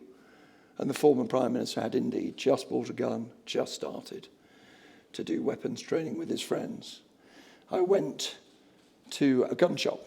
There are lots of them in Ukraine, just a little basement, a few hundred yards from our hotel, and saw a young woman buying a revolver. Her husband was flicking out cash in order to pay for it. And I said, oh, have you ever used a gun before? She said, no, we've got a huge arsenal. What is it for? I said. Naive question, wrong question. The proper question was, who is it for? It's for the Russians, she told me. And so in a sense, I have not been surprised, even on my very, very short visit to Ukraine. I have not been surprised by the extraordinary determination that we're seeing there, by the extraordinary willingness, by the extraordinary self-belief willingness to fight that we have seen, really. It also makes me occasionally wonder why on earth I went in the first place. I have a friend who, has done pretty well. He invests money on his own account. He's a wise man, like the men and women in this room, who know exactly the right decisions to take about investments, never get it wrong. And he said to me, this chap had also, by the way, not only made quite a lot of money on his own account, but had done a war studies course at King's College. And he explained to me brilliantly how Vladimir Putin could not possibly move into Ukraine. The weather was wrong, it was too muddy for the tanks, it didn't fit in with his strategy. I texted him the other day to say, how are those Russian bonds doing that you bought 2.5 weeks ago? He said, how was your decision to go to Kiev, ignoring your own advice? He said, fair point, totally fair point. But I thought it might be helpful to reflect a bit on the extent to which the world is changing as a result of what we're seeing in Ukraine. It is what the Germans like to call, I'm told, a Zeitenwende, a historic turning point. And it seems to me clear that it will be a historic turning point in so many ways. When mulling what to say to you, I was reminded of an old anecdote, but again a true one, about a Russian leader, in this case Boris Yeltsin, meeting with John Major many, many years ago. And Major said to Yeltsin, he said, look, I've had the briefing papers. He said, I've had the experts in. I've sat around with my advisors, but I'd much rather hear from you directly. Can you sum up the state of the Russian economy just now, he said. And Yeltsin listened and decided to hazard a word in English, a word or two. Good, says Yeltsin. There's a pause. Nothing more. Major says, well, do you think you could elucidate just a little bit what you mean by that? Yeltsin listened, and then he went, not good. Which sure as hell was an elucidation. And I've always found it a rather helpful framework for looking at world events. Now, I'm not going to tell you the not good because you know it. But as investors, you will all know as well that it's always good for someone. Whether it is good at the moment for non-Russian energy suppliers, whether it is good for the Saudis, the Gulf states, for the Venezuelans, whether it is good for those people pushing nuclear technology or arguing again over fracking, whether it's good for the arms manufacturers. We are in one of those Zeitenwende moments. Take Germany, just to start with, and the dramatic changes that we've seen. If I had gone to Berlin on the way to Kyiv, I would have been told, I am going, as it happens, to Berlin next week to present the Today Britain, I would undoubtedly have been told that it was time for a new Ostpolitik. That was what had ended the Cold War. That's the conventional wisdom in large parts of Germany. Many people in the UK, certainly in the US, believe it was, if not Ronald Reagan's rhetoric, it was economics. Basically that Reagan outspent the Russians in an arms race that they couldn't afford to keep up with and that they collapsed. This is not the common view in Germany. The common view there is that it was talking, it was dialogue, it was Ostpolitik, it was sticking together. If I'd taught there, they would have told me of the vitality of the Minsk agreements that the Germans and the French had made with the Ukrainians and Russians. I would have been told that Nord Stream could go ahead because trade relations were important. I would have been told there was no need to increase defence spending. And after all, this was a new coalition government. It was the SPD, traditionally not hawkish on defence. The Greens, for goodness sake. Where are we now as a result of this Zeitenwende? Huge increase in defence spending, 100 billion euros promised. Germany will become the biggest defence spender in Europe in no time at all. Dramatic changes to energy policy. Not, we're told now, a revival of nuclear, although I still think that that's likely to be reviewed again, but certainly looking again at coal, for example, and certainly looking again at dependence on Russia. The ban on the arms sales has gone, the belief in Ostpolitik and the Minsk agreement gone, partly because Scholz is a realist. I don't have his exact words with me now, but I recall him saying something like, well, hold on, it's different, when asked, when this was put to him. When we could try to prevent a war, we tried to prevent a war. We can't now prevent a war. So the policies are different. But that dramatic change in German policy is, I would predict, likely to produce a dramatic change in the European stance on security and defence. Although Macron has not, I would argue, had, in inverted commas, if you forgive the phrase, a good war, having argued endlessly for diplomacy, having sat at that long white table, it seems to absolutely no avail. Nevertheless, his call for a European defence and security dimension, if it's matched by a German willingness to spend, might win American approval, because they've always seen European defence as an alternative to NATO rather than a support to it. And even the Brits, long opponents of a European defence policy, might change their minds. Let's go to the United States and look for a second. Has this crisis been a good war for Joe Biden? Well, it sure as hell hasn't been a good war for Donald Trump. You may recall he called Putin's early moves in this crisis a perfect call. Smart, he said. Savvy. Genius. Now he calls it Holocaust. Now he has his own genius idea. I don't know if any of you followed President Trump's latest idea for dealing with this war. Anybody heard? Brilliant idea. Yeah, got it. Chinese. Apparently what you do, simple as this, ladies and gentlemen, what you do is you get American jets, you paint them in Chinese colours, they wait. They, and I quote, bomb the shit out of Russia, and I quote, you sit back and watch. What were our generals doing, not proposing this idea? Genius. I mean, it's quite extraordinary. This is a man who, after all, told the world that the people of Crimea did feel Russian. He knew that and threatened to halt military aid to Ukraine if President Zelensky didn't investigate Hunter Biden.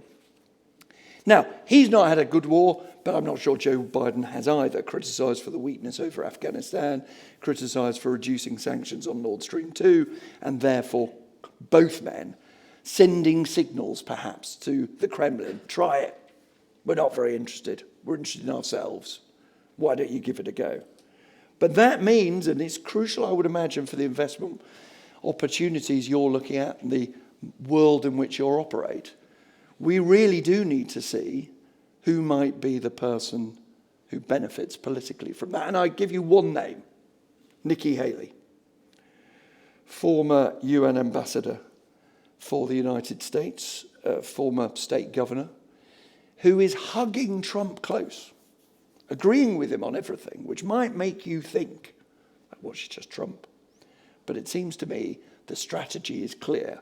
She's presenting herself as someone who credibly can say, I'm a foreign policy hawk, I am a long-time critic of Putin's, but she could only get the nomination with the support of Trump's base.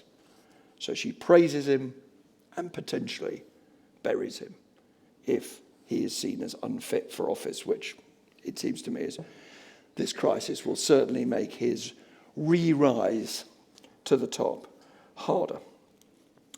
We look from Europe to America to China, and we can see the first signs, can't we, of a nervousness in Beijing. First of all, no criticism of Putin. Then, today, aid to Ukraine. Tiny aid, but aid nonetheless, a desire to be seen. Why so? Well, there may be a feeling in Beijing that a war that lasts an awfully long time, a war that disrupts world trade, a war that persuades the West to get its act together, a war that persuades people that you can't ignore dictators when they say that they intend to take over other countries.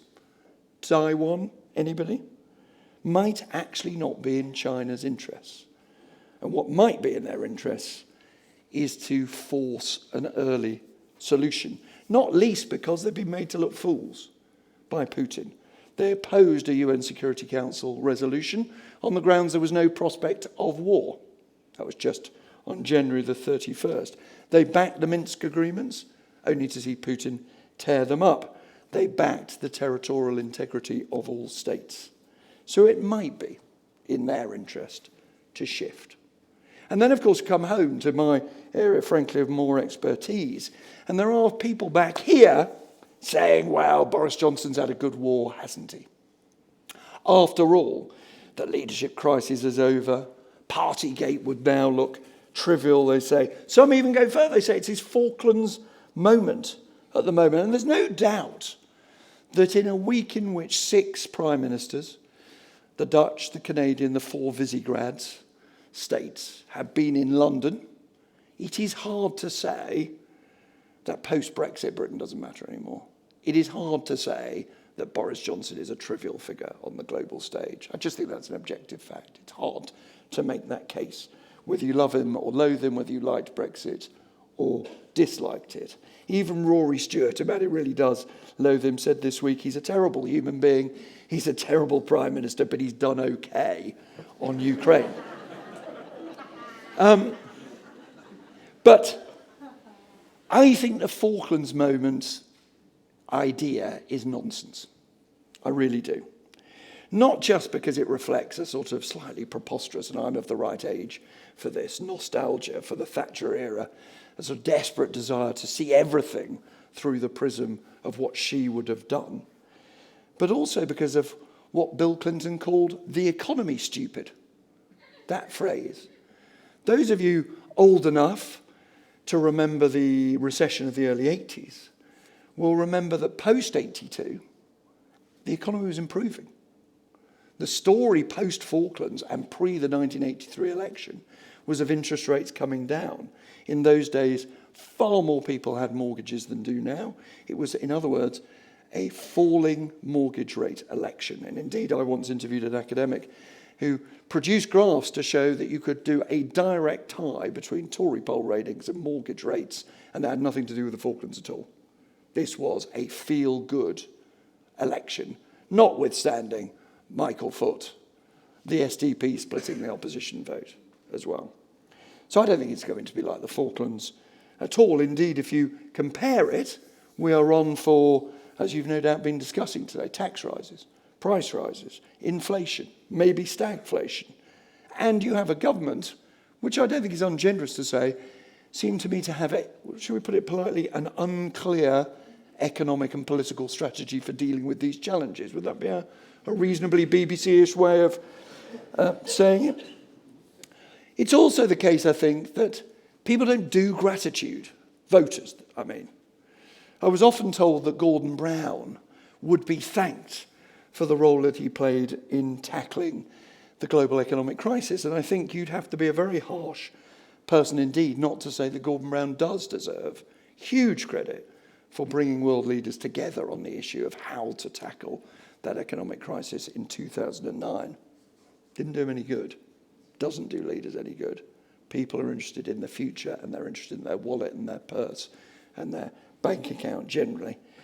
But talking of 2009 does remind me of a favourite story of mine of Gordon being thanked by Nicolas Sarkozy.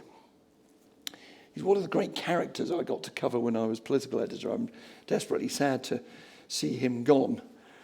He once came out of an event with Angela Merkel that we were following carefully. It was about the Eurozone crisis. And I told my camera crew, look, the only way you get to these people is to follow them out of the room in which they've been meeting, which you can do at Brussels meeting. So we followed them, the camera crew, and then we kind of listened to the tape. It wasn't very good sound. We had to get technicians in to boost it up, and then my fridge wasn't nearly good enough. And so we got someone in to translate. I said, come on, we've got an hour to the 10 o'clock news. What did he say? And he looked at me, slightly paused and said, do you really want to know? And I went, no, yes, I've got to know, because we're going to lead the 10 o'clock news on it. And Sarkozy had said, as he walked away from his meeting with Angela Merkel, she says she's on a diet, but she had a second helping of cheese.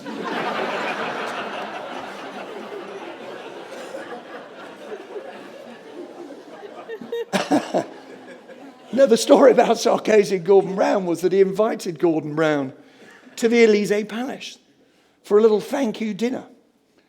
And it's one of those dinners where, just as many people get on one of those kind of big tables you get in, the Dorchester Ballroom or one of those fancy places you go, 10, 12 people for dinner. And at the end of dinner, Sarkozy went and stood up. The old gag is nobody noticed, but that would be a shortish thing to say. So Sarkozy stands up. He says, Gordon, he says, really, I should hate you. And people are starting to shuffle. I mean, it's kind of, not just because of my poor pronunciation, my poor impersonation of a Frenchman, but they were slightly kind of nervous about the president saying he hated the Prime Minister. He said, I should hate you. He said, you're Scottish, you're an economist, and you can be just a little boring. And at this point, the ambassador reaches for his jacket, because they've got relaxed, puts on his jacket, is preparing his papers to do one of those, I don't know if you've ever done it in a meeting, where you shuffle your papers like this and say, oh, I say, Mr. President. And just as he does that, Sarkozy smiles, he goes, but I think I love you.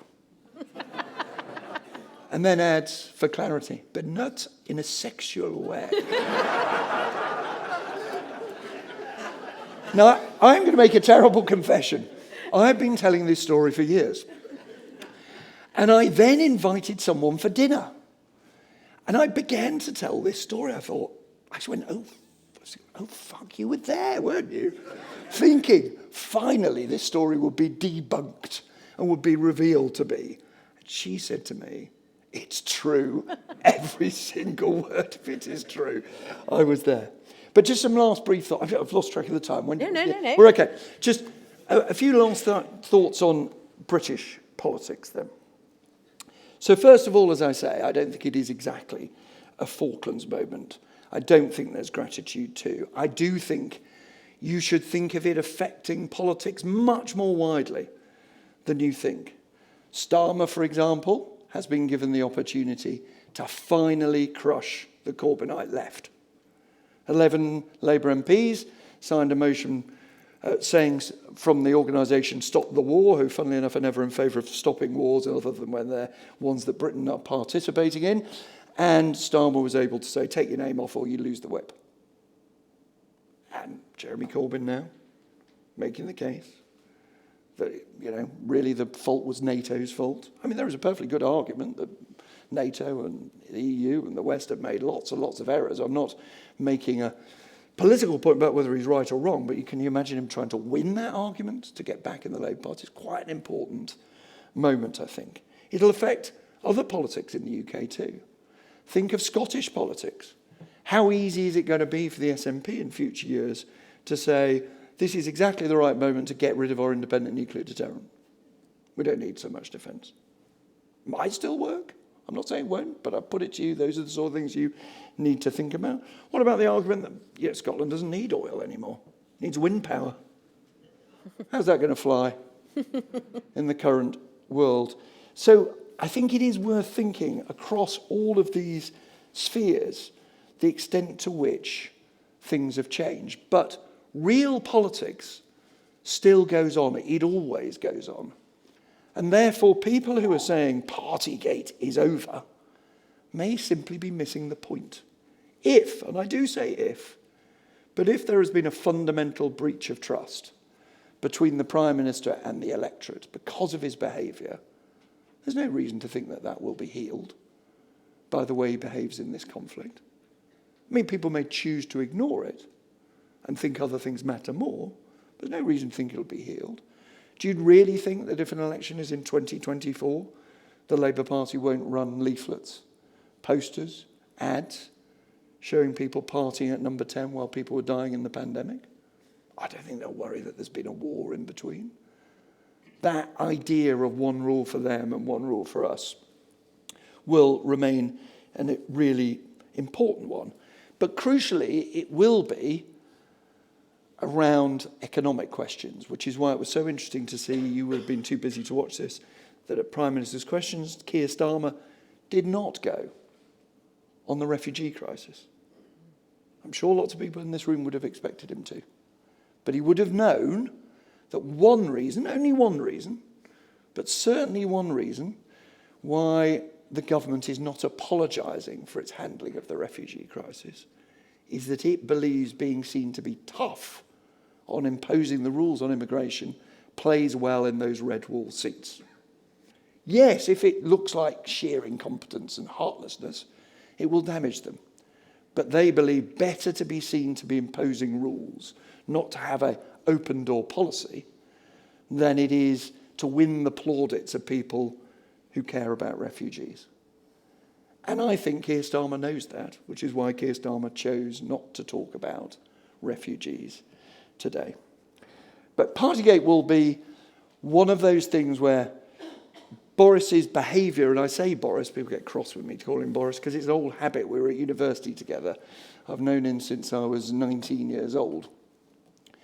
That Boris's habit, which he has had, I'm told, since he said he wanted to be world king at the age of about 7, of carelessness about the rules, carelessness about what he says, may still catch up with him. During the crisis, I did see him briefly, and he was looking kind of, in the way he does. And I said, look, Boris, it could have been worse.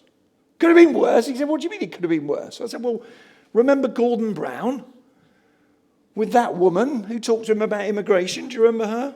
Mrs. Duffy, who was caught on microphone calling that bigoted woman. We didn't seem that convinced by that. So it could have been even worse. Remember Theresa May with that conference speech and the letter fell off the back and she couldn't speak and coughed and so on. Still wasn't convinced. So I told him 2 stories I tell you because I know part of what you're doing today is talk about how you communicate at this conference.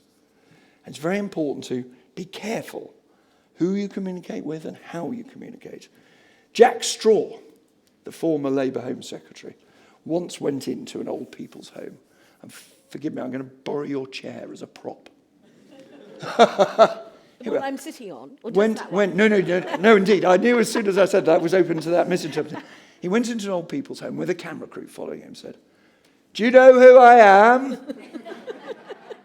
And the old dear, only for this purpose is known as Liz, for the old dear, but said, no, but if you ask matron, she's sure to know.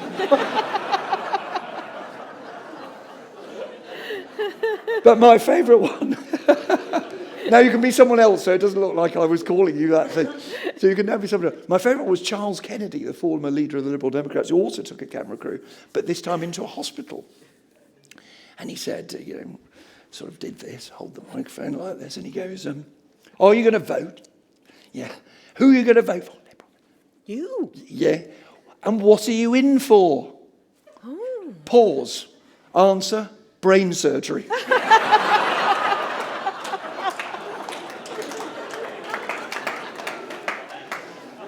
So, ladies and gentlemen, The world is changing, but choose your words carefully.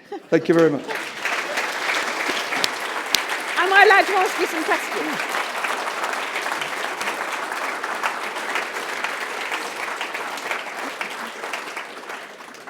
I feel really nervous now, sitting on this side of the interview thing, not least having listened to Nick's amazing interview this morning with the 21st century equivalent of the Holocaust denier. I mean, that was quite an extraordinary experience. It was. I don't want to repeat it to everybody. Did anybody hear the young Russian woman MP on the radio this morning? Quite a few of you did, obviously.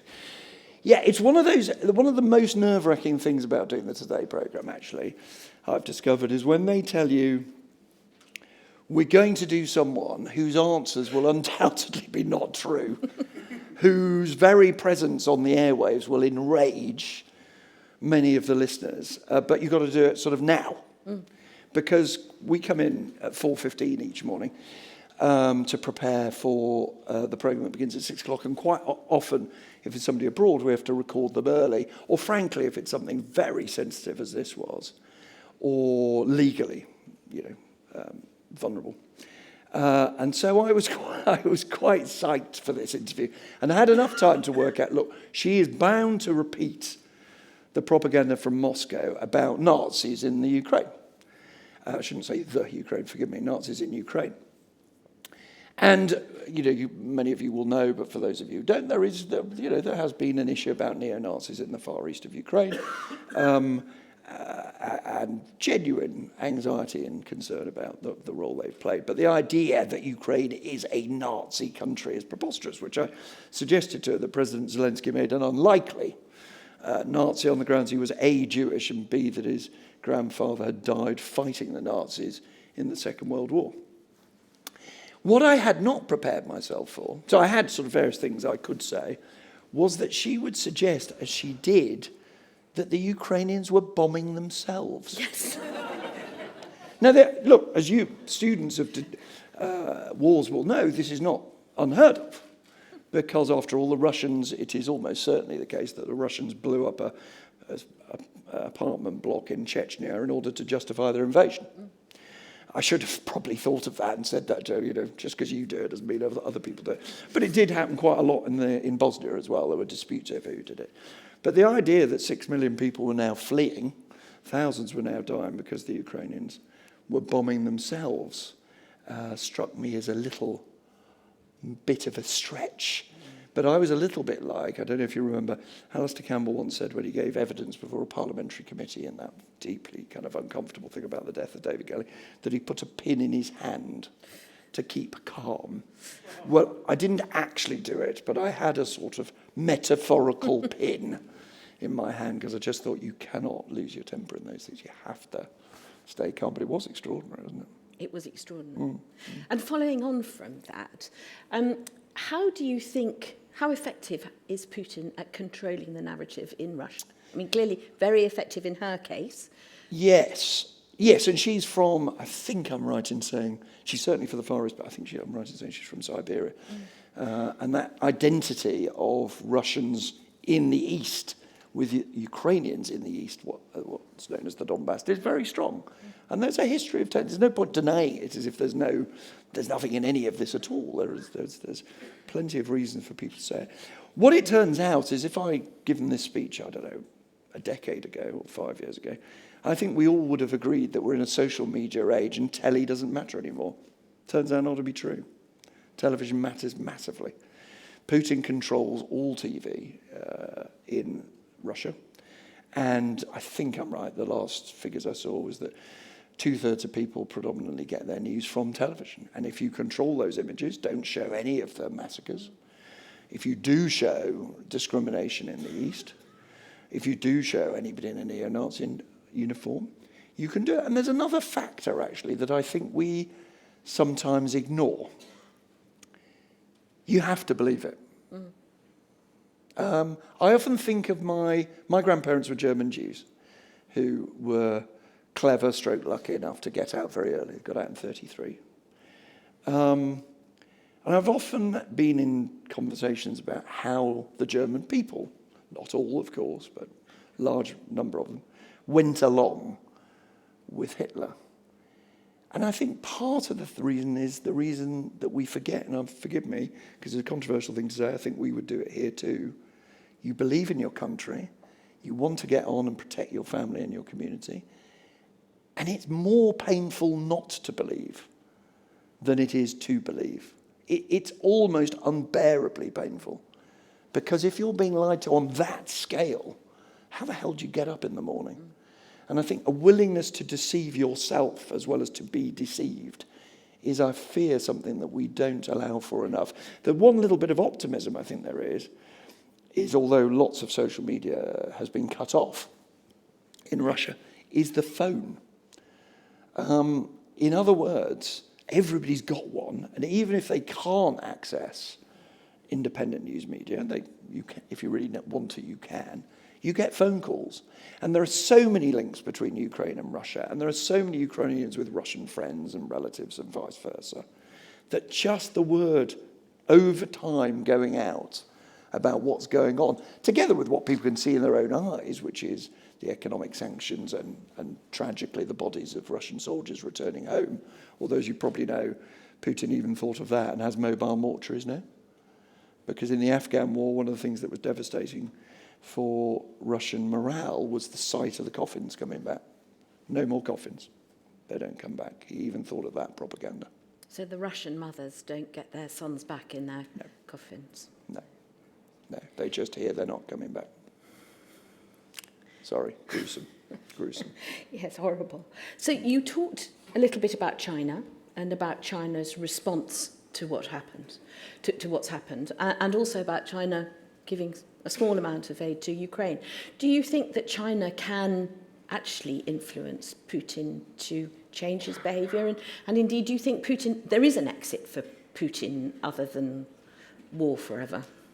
Well, there isn't. I don't think there's a planned exit for Putin other than victory. But I was a bit sceptical about some of the intelligence warnings in the first day or two of the war, suggesting it wasn't going to plan, partly, frankly, because I was stung by the Iraq war and weapons of mass destruction. But I think there are now enough sources of information about this that I believe that the Russian military effort is not going to plan. Doesn't mean it can't work, ultimately, because if you're willing to throw everything at it and blow people to smithereens, of course it can work. But I think it is not going to plan. So the only question is whether the price becomes sufficiently high, economic price, political price back at home, that things he wasn't previously willing to think about become thinkable. And the Chinese can play a role in that.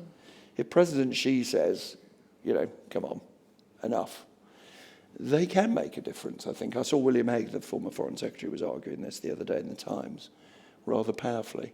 Will they? Who knows? They'd have to think it was in their own interests to do so. But I think it's possible.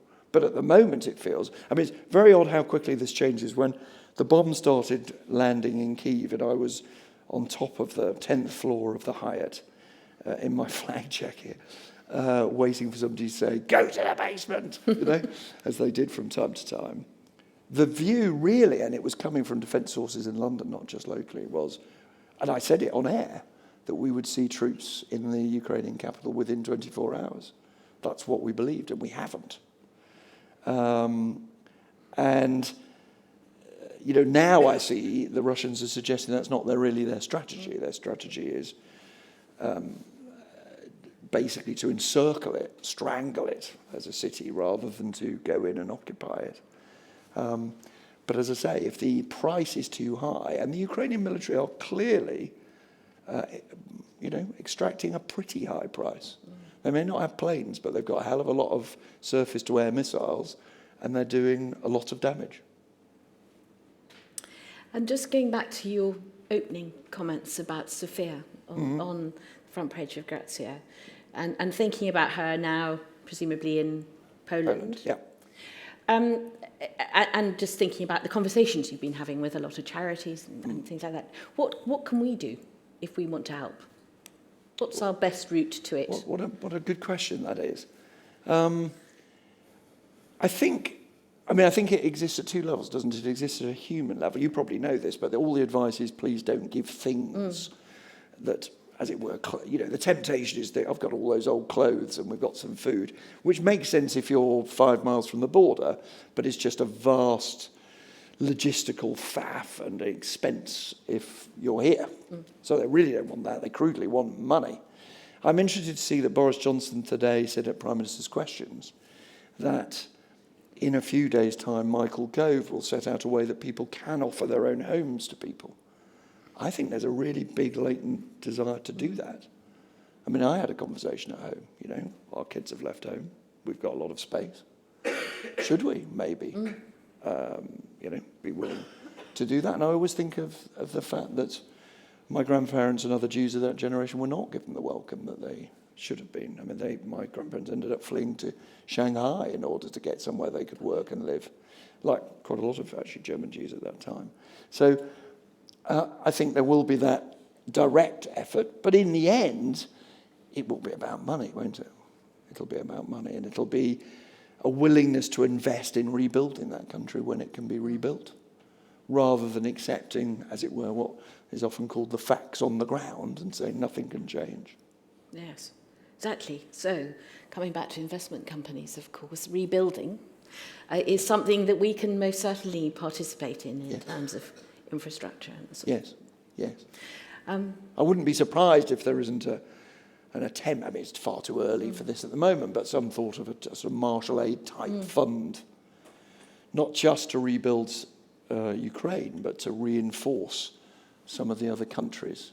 Because all of those countries, I interviewed the Slovakian Prime Minister today, I interviewed the former Polish Foreign Minister, certainly true of the Baltic states in particular, they're all thinking, we're next.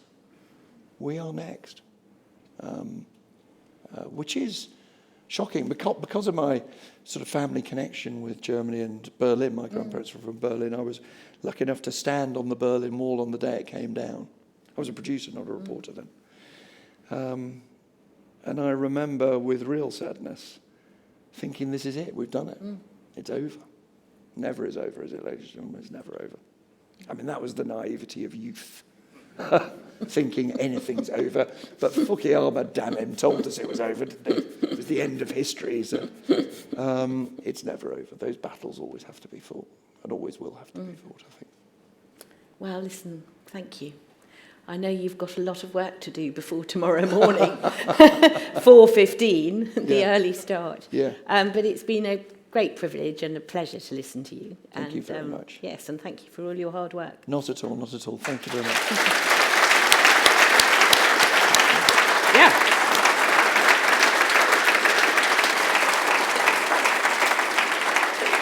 If I may be permitted one other bit of special pleading. Oh, please. And I don't normally do this, but I'm going to. The future of the BBC is at stake. I'm very glad you brought that up. We are living in an era in which people think, who needs it? We've got Netflix. I just ask you when you go home tonight, try finding Netflix's coverage of the war in Ukraine. Try finding it on Apple TV. Try finding it on Amazon. Try finding all those correspondents. If you think the BBC's too left-wing, you're perfectly entitled to that view. I would argue with you if I had more time. But if you do, see how many people GB News sent to cover the war. How many people from LBC have gone? Talk, ladies and gentlemen, is cheap. Reporting, independent, impartial reporting, costs not just money, but people's bravery, and I hope you back it.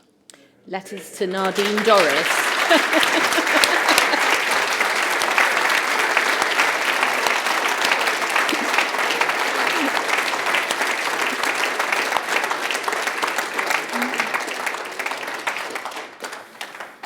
Well, that brings our event to a conclusion.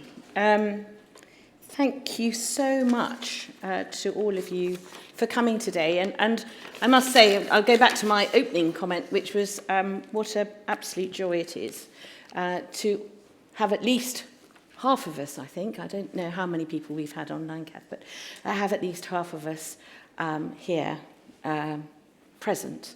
and to have had the chance to have conversations with so many of you, and hopefully a few more conversations after we finish this formal part of the proceedings and have drinks later on.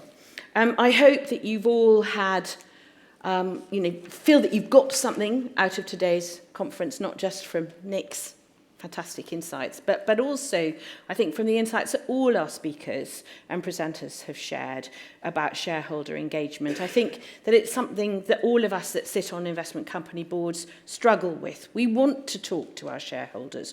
We want them to understand what we are doing and why we're doing it.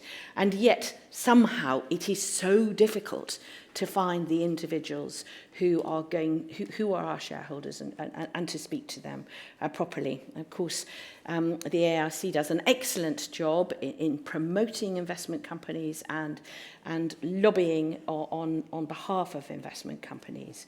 But still, each of us as a board member has a role to play in this, and there really is a lot more, as we've heard, that we can do, and many opportunities to do more should we wish to take them. Please don't forget to give your feedback. That would be really kind of you. Thank you to everybody that has worked so hard to put this programme together. Kath Skidmore and her fantastic events team at the AIC. I think you've put together an absolutely wonderful programme. All of the AIC staff who've worked really hard to put this together. To all of our speakers and presenters, thank you. Please come back again at another time, and to the staff indeed at ETC for putting on a very good lunch, and no doubt some absolutely delicious drinks and canapes. So it is time now to go and have drinks. Thank you all for attending, and see you again shortly, and if not before this time next year. Many thanks.